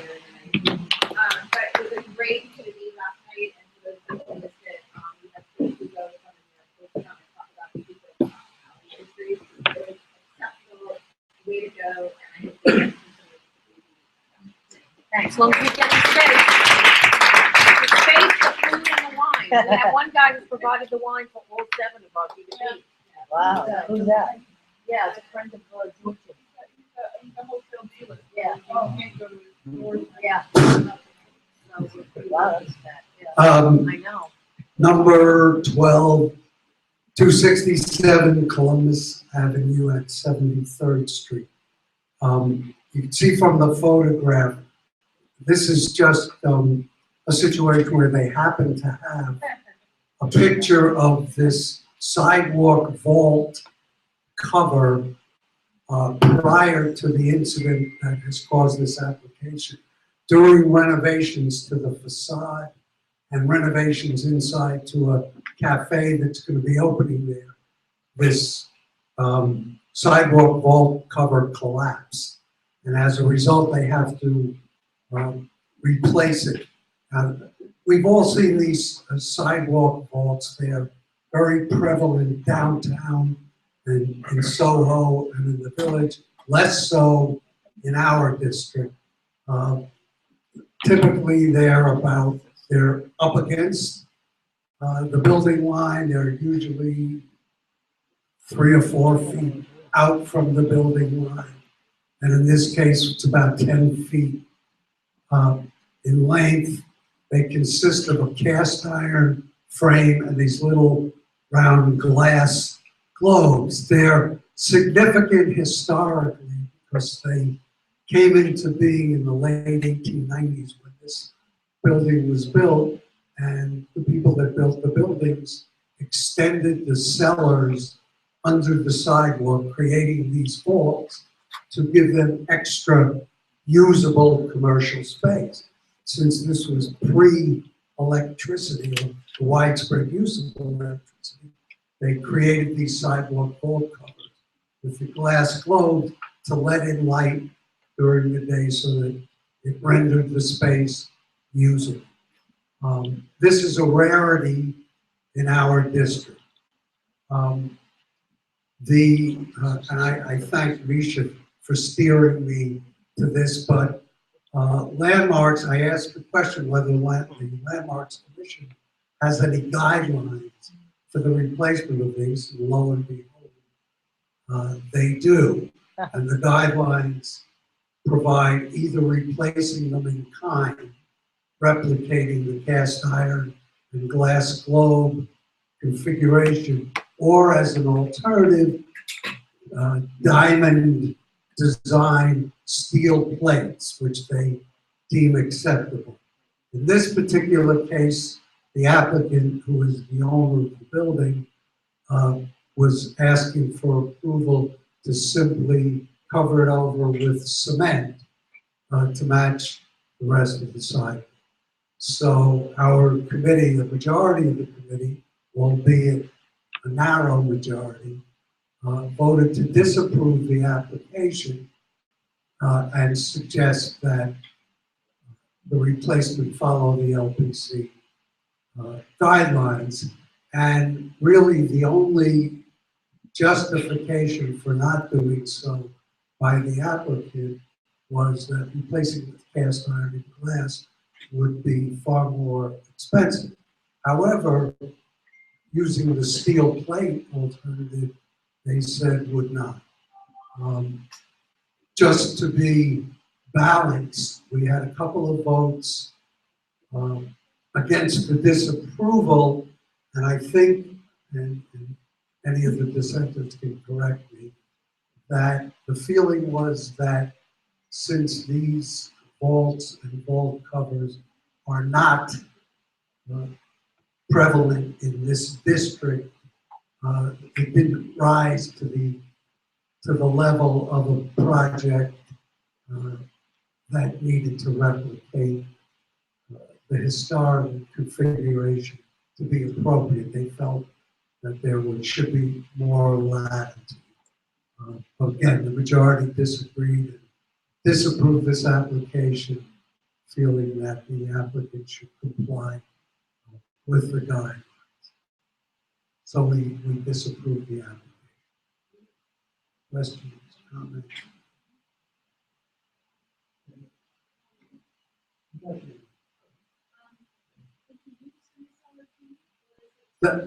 There is no. They have mechanical. I think there were some pipes and. I wasn't completely in Fillmore. Right. Yeah, but there was. I thought they. So, give me another picture. I thought that they. Oh, that's the. All right, never mind. But I thought that they said there were some pipes in there, that it wasn't solid. Right. And the pipe runs through that. Yeah. But the idea of illuminating the wall space below. Oh, no, it's not usable space anymore.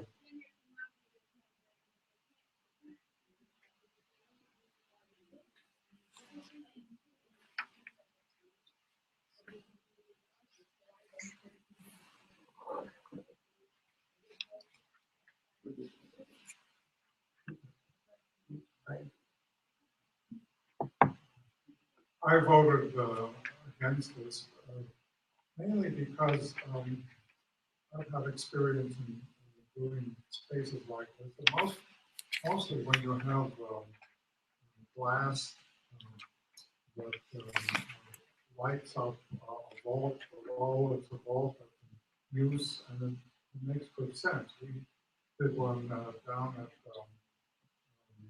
the Cuban Union when we did a building there. It had a big vault in the street, and it was wonderful, but this is all faux. It's just something that is a relic of the past. It doesn't mean very much in my view, and it puts a lot of pressure on the owners of the store to do something which I don't see any good reason to make them adhere to something that is very about.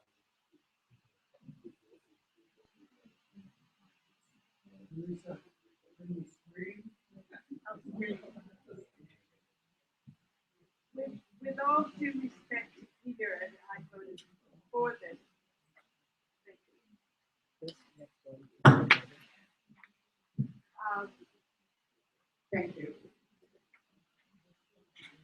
This is Preservation Committee, and the thing is that it's probably easier for most people by themselves to just kind of shear off all the wonderful proteins and whatever that are the remnants of the 19th century. And we keep them because we want to be reminded of how beautiful they are. Even the fact that there are very few of these on the Upper West Side, I think is another reason to have them. The sidewalk once did have it, and they're delightful when you see them.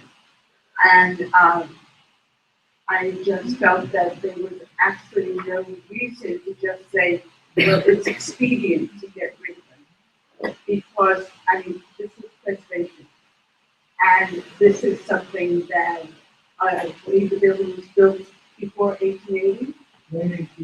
I thought it was earlier than that. Over a century.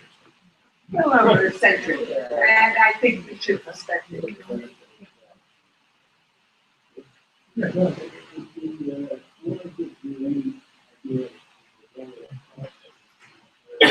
It's not specifically related, and it's logical.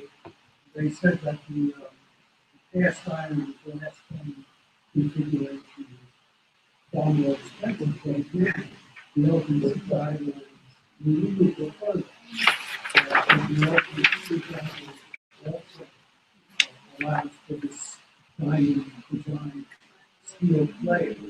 And if they had come with by the way they said was not special. It's special for the head. And that's really that wasn't really expensive.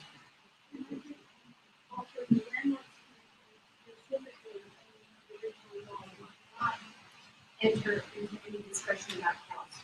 Because the stewardship of the building, when you buy it, what you turn it into, or how you maintain it, is not under the purview of the landlord. So I just caution that if you started to decide when you repair by whether or not you should put lipstick on a pig kind of thing rather than fix the pig or whatever the expression is, I don't know, I'm tired. Anyway, you get the drift.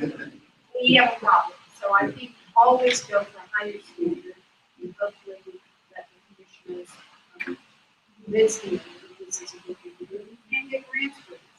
So it's not like we got a pocket I was not at the committee meeting, but especially given the fact that LPC does give the option of either the replicating what's there or this intermediate kind of version, the black painted diamond plate steel. It seems to me that the committee isn't advocating, I mean, they may prefer one or the other, but the committee hasn't advocated. They just said, let us make a distinction between the sidewalk and this old vault area. And I think the cost issue notwithstanding, there is an option that could be acceptable to them, and it would preserve the memory of it, even if it no longer functions as habitable space or not habitable space. And so that's why I would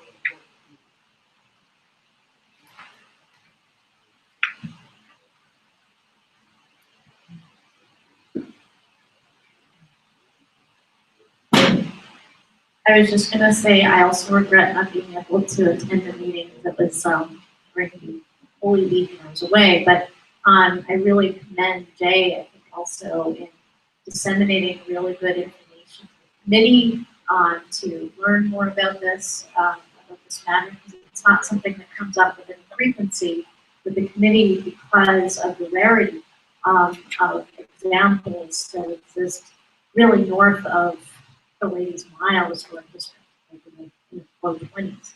So it's very rare. And I think that the Landmarks Commission's guidelines are really reasonable and pragmatic. You know, whether you go with the diamond plate steel or you go with the full end restoration, that's a pretty wide spectrum of options. So I really commend the committee for the deliberation and I think the encouragement to try to align themselves with the Landmarks guidelines.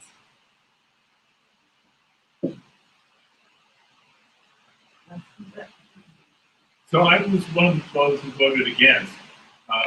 And the reason is not that I somehow lost my head and no longer think preservation is important, but because this is really not a part of the character of our community. I was trying not to be moved by the fact that this came up at the very last minute when a new business was trying to open in our community, and they were about to install their doors, and the blessed sidewalk falls out from underneath them. So they're now delayed a couple of months from opening their business. The thing that moved me about this is that because it is so rare in our neighborhood, and it's sort of like this little doormat in front of one storefront that is not replicated in any of the other storefronts along the facade of this building.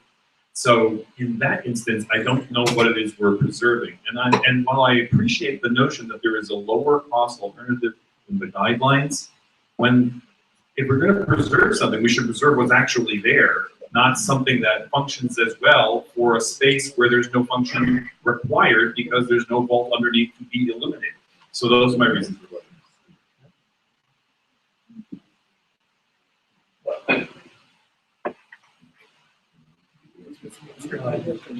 Once again, what I wanted to say was said much better than I could have said it by Mark.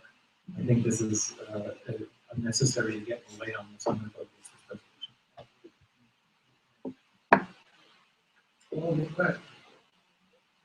All the questions, all those in favor of the resolution?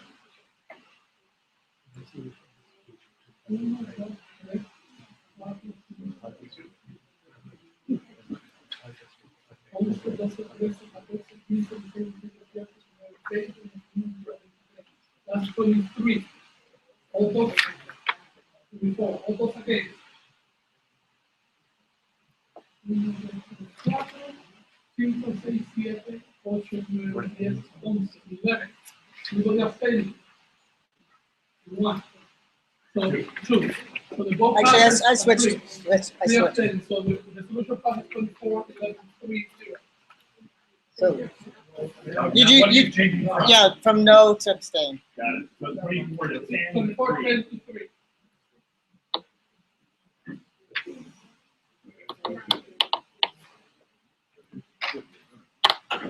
Okay. Moving right along, we are going to be discussing No, I just haven't finished. something fun, I Not hope. that delicate. Not as much fun as the last time. But Yeah. this, I'll do the best I can. We're going to have new sculptures on the Broadway malls. There are going to be 9 new sculptures in all. We're going to have 4 in our community board district at 72nd, 79th, 96th, and 103rd. And these are sculptures by a sculptor, an artist named Joy Brown. And they're very large, and they're very cute, I think. We have some, that's the sighting for 96. 72nd. And then if you could go to the next one. Yeah, scroll down. Yeah, that's the first one, that's gonna be at 72nd. And these are actually large. That's probably about 6 or 7 feet high. And they're cast in bronze. And they are, they've been exhibited all over China. This is the first time they've been in the US. Apparently they were a big hit in China.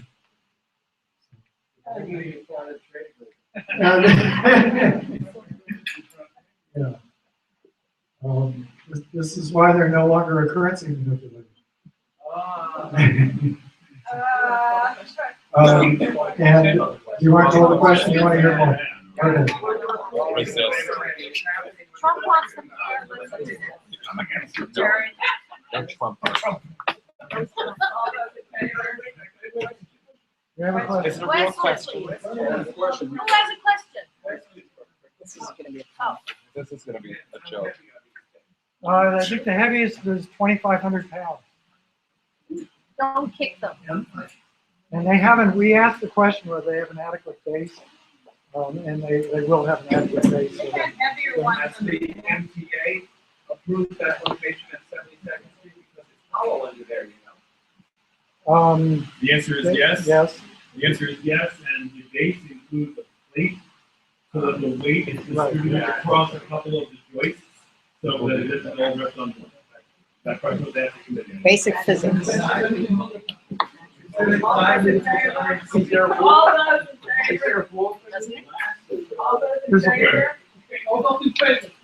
Dan's gonna check the vote.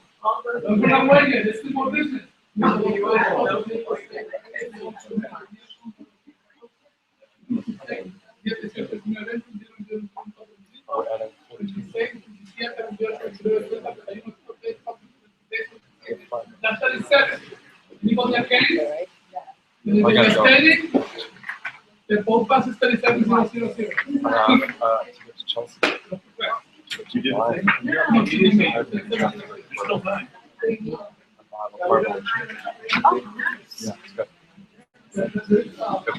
Okay, there is new business. The people don't leave yet. Rich Robbins has circulated a resolution among preservation and several other committee chairs. So I'm gonna, you all have a copy of this resolution. Number 14 on your voting sheets. You all received a copy of it. Thank you, Roberta, and I'm gonna be quick because I know I'm the last thing before an already late dinner. I'm also taking off my CB7 hat because this is directly next door to my building, next to my building. But what we have at 315 West 103rd Street, I've talked about it on occasion, is 8 years ago, in 2009, the previous owner of this building got an application through DOB to enlarge the building 2 stories up. It's a brownstone, so it had been 4 stories, it's going up to 6 stories and 15 feet in the back, which ends up being an 80% increase in square footage of this building. So it becomes this monstrosity. And they got the application through by 2 main false claims. One, that the building was vacant, which was not at all correct. And the second, that the construction complied with code. Finally, after a few months of construction, DOB issued a stop work order, which has largely been in effect since 2009. They've done a number of audits finding how the construction did not comply with code, approved a new application in 2012, and the day that construction started, reinstated the full stop work order because, again, they found the existing conditions still applied. In September, DOB approved a new application and reissued the permit, despite the fact that, for one, the permit should have expired because it passed the time that the permit is still valid, and second, that they had required changes because their audit found that the old permit, the old application did not comply with code, so they required new changes. And because the building is part of the landmark district that was approved in June of 2015, any new application would be subject to Community Board 7 review and to LPC approval. And that process did not happen. Mark Diller and I met with DOB in November, and the Preservation Committee sent a letter to DOB in November saying, please don't lift the stop work order until LPC has had a chance to review the new application. There's still a few tenants in the building, including now it's just one remaining rent stabilized tenant. One issue that she faced was that the back of the building was exposed, so weatherproofing was urgently needed. And we were trying to get DOB to allow them to weatherproof the building. But what DOB has done is they said, okay, go ahead and weatherproof the building, and do that by expanding the footprint to the outer new footprint of the building and build a concrete masonry wall all the way up to the 6th floor, which in essence is completing the project. And in doing this, they removed actual old masonry walls from the 2nd floor, which could have been used for weatherproofing. And so they were actually demolishing some of the old original landmark masonry wall in order to build this new concrete masonry wall at the end. And so while weatherproofing is needed, what DOB basically did was do an end run without any chance to CB7 to review the project or for LPC review. And so I'm proposing a resolution basically saying to DOB, especially now that the wall is up to the area that had been exposed, We should put a full stop on construction until this has a chance to be reviewed by CB7 and by approved by LPC. Because we're concerned that once this wall is built, it will be seen as a it's not. They're building the wall. And what's interesting is even though they're weatherproofing, they have large openings for windows, which is beyond what I would imagine. I'm not an architect or an engineer, but I'd imagine that if you're trying to weatherproof, that would be big holes for windows.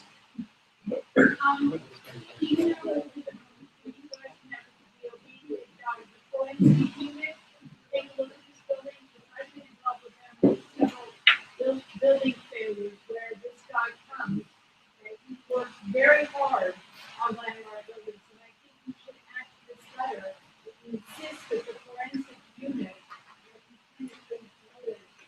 higher up. It's mandatory. If he works with landmarks to save the most unusual buildings, he did one where a facade fell off a federal house in the Canal Street, and he worked with him and landmarks to put it back. So this is a travesty. This is terrible. Okay, the forensic unit of DOB or LPC? DOB.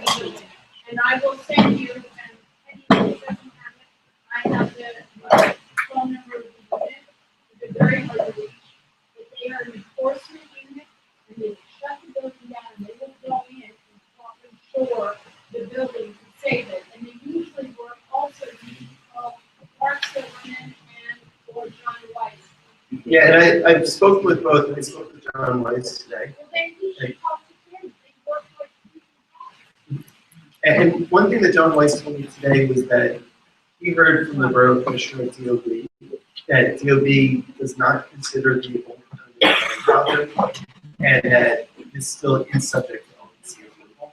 My concern though is that if they're building this wall up, they're gonna make the argument that it's that much more of a precedent that this wall is now established, the work's not gonna work. but the argument there is the owner of the cost, and DOB will come in, and you sue the owner of this building now, and force them to do the repair, and then back charge the owner. So there are ways, and I think you need to reach out. Thank you, that's a great suggestion. I did not know that forensic unit was.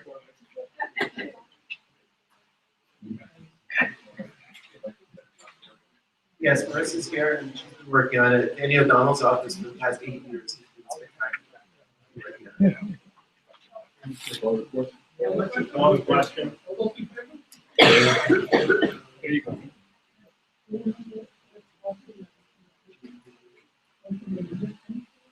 I'm not seeing the response.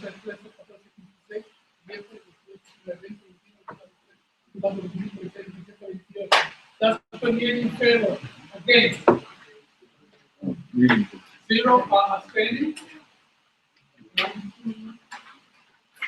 3 abstaining. Abstaining because 1. So the vote passes 28 0 3 1. If there is no more new business, I will accept a motion to adjourn.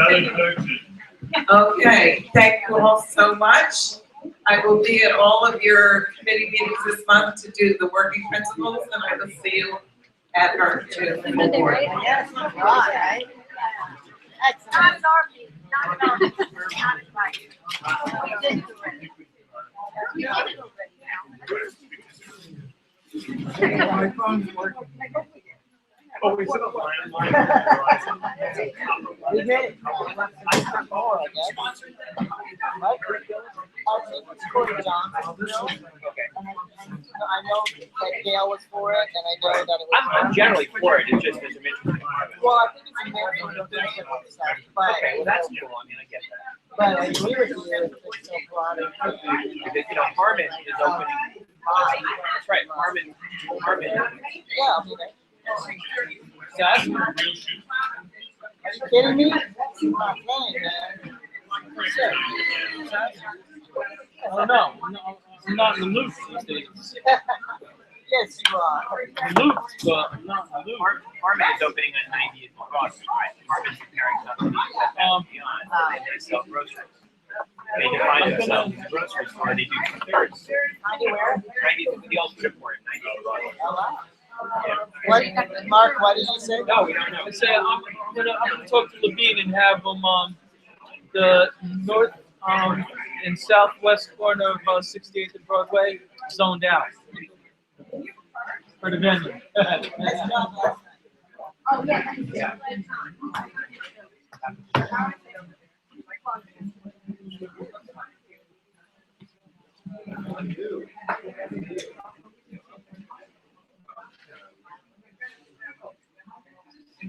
Maybe look it up.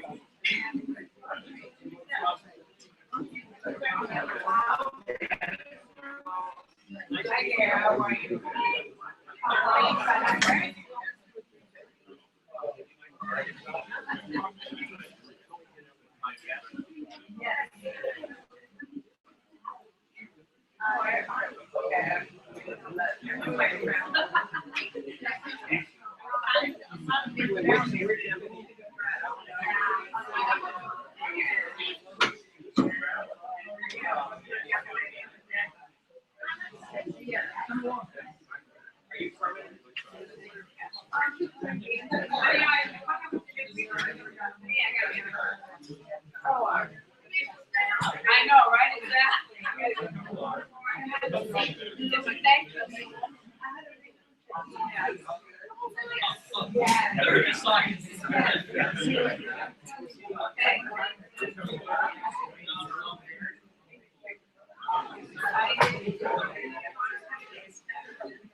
Yeah. All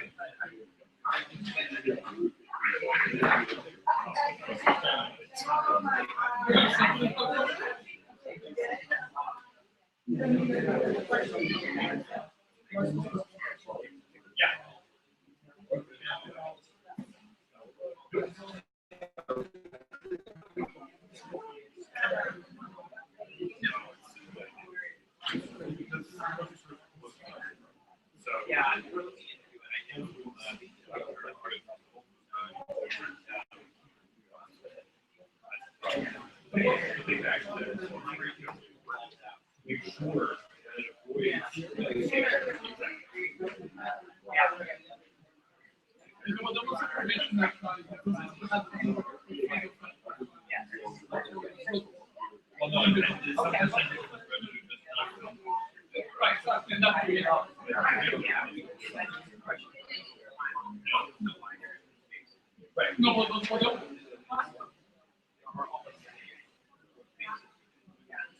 Right, yeah, there was no.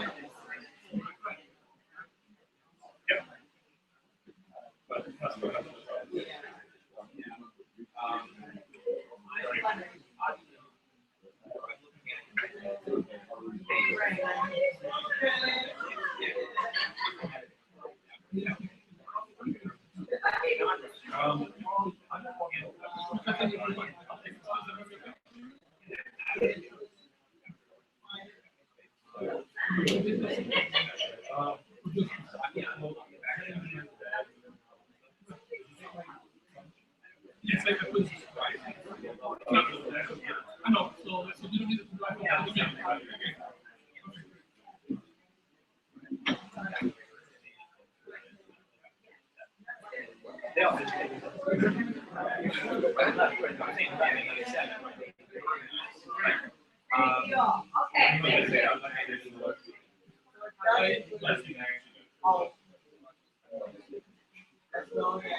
I myself,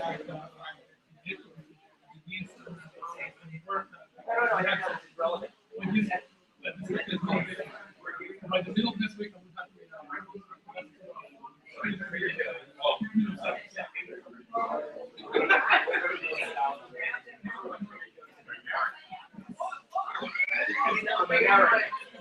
would have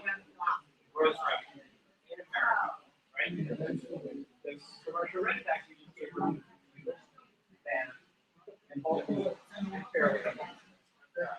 I mean, I'm all for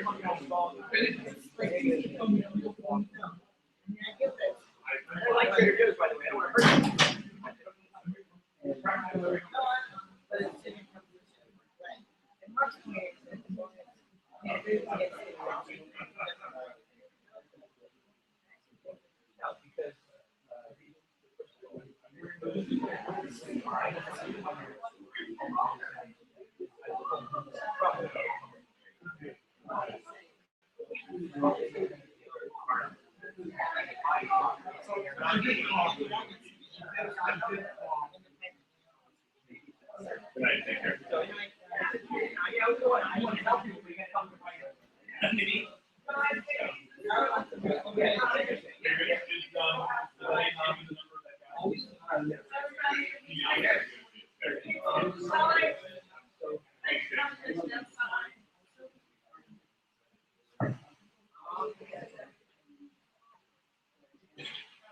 Thank you.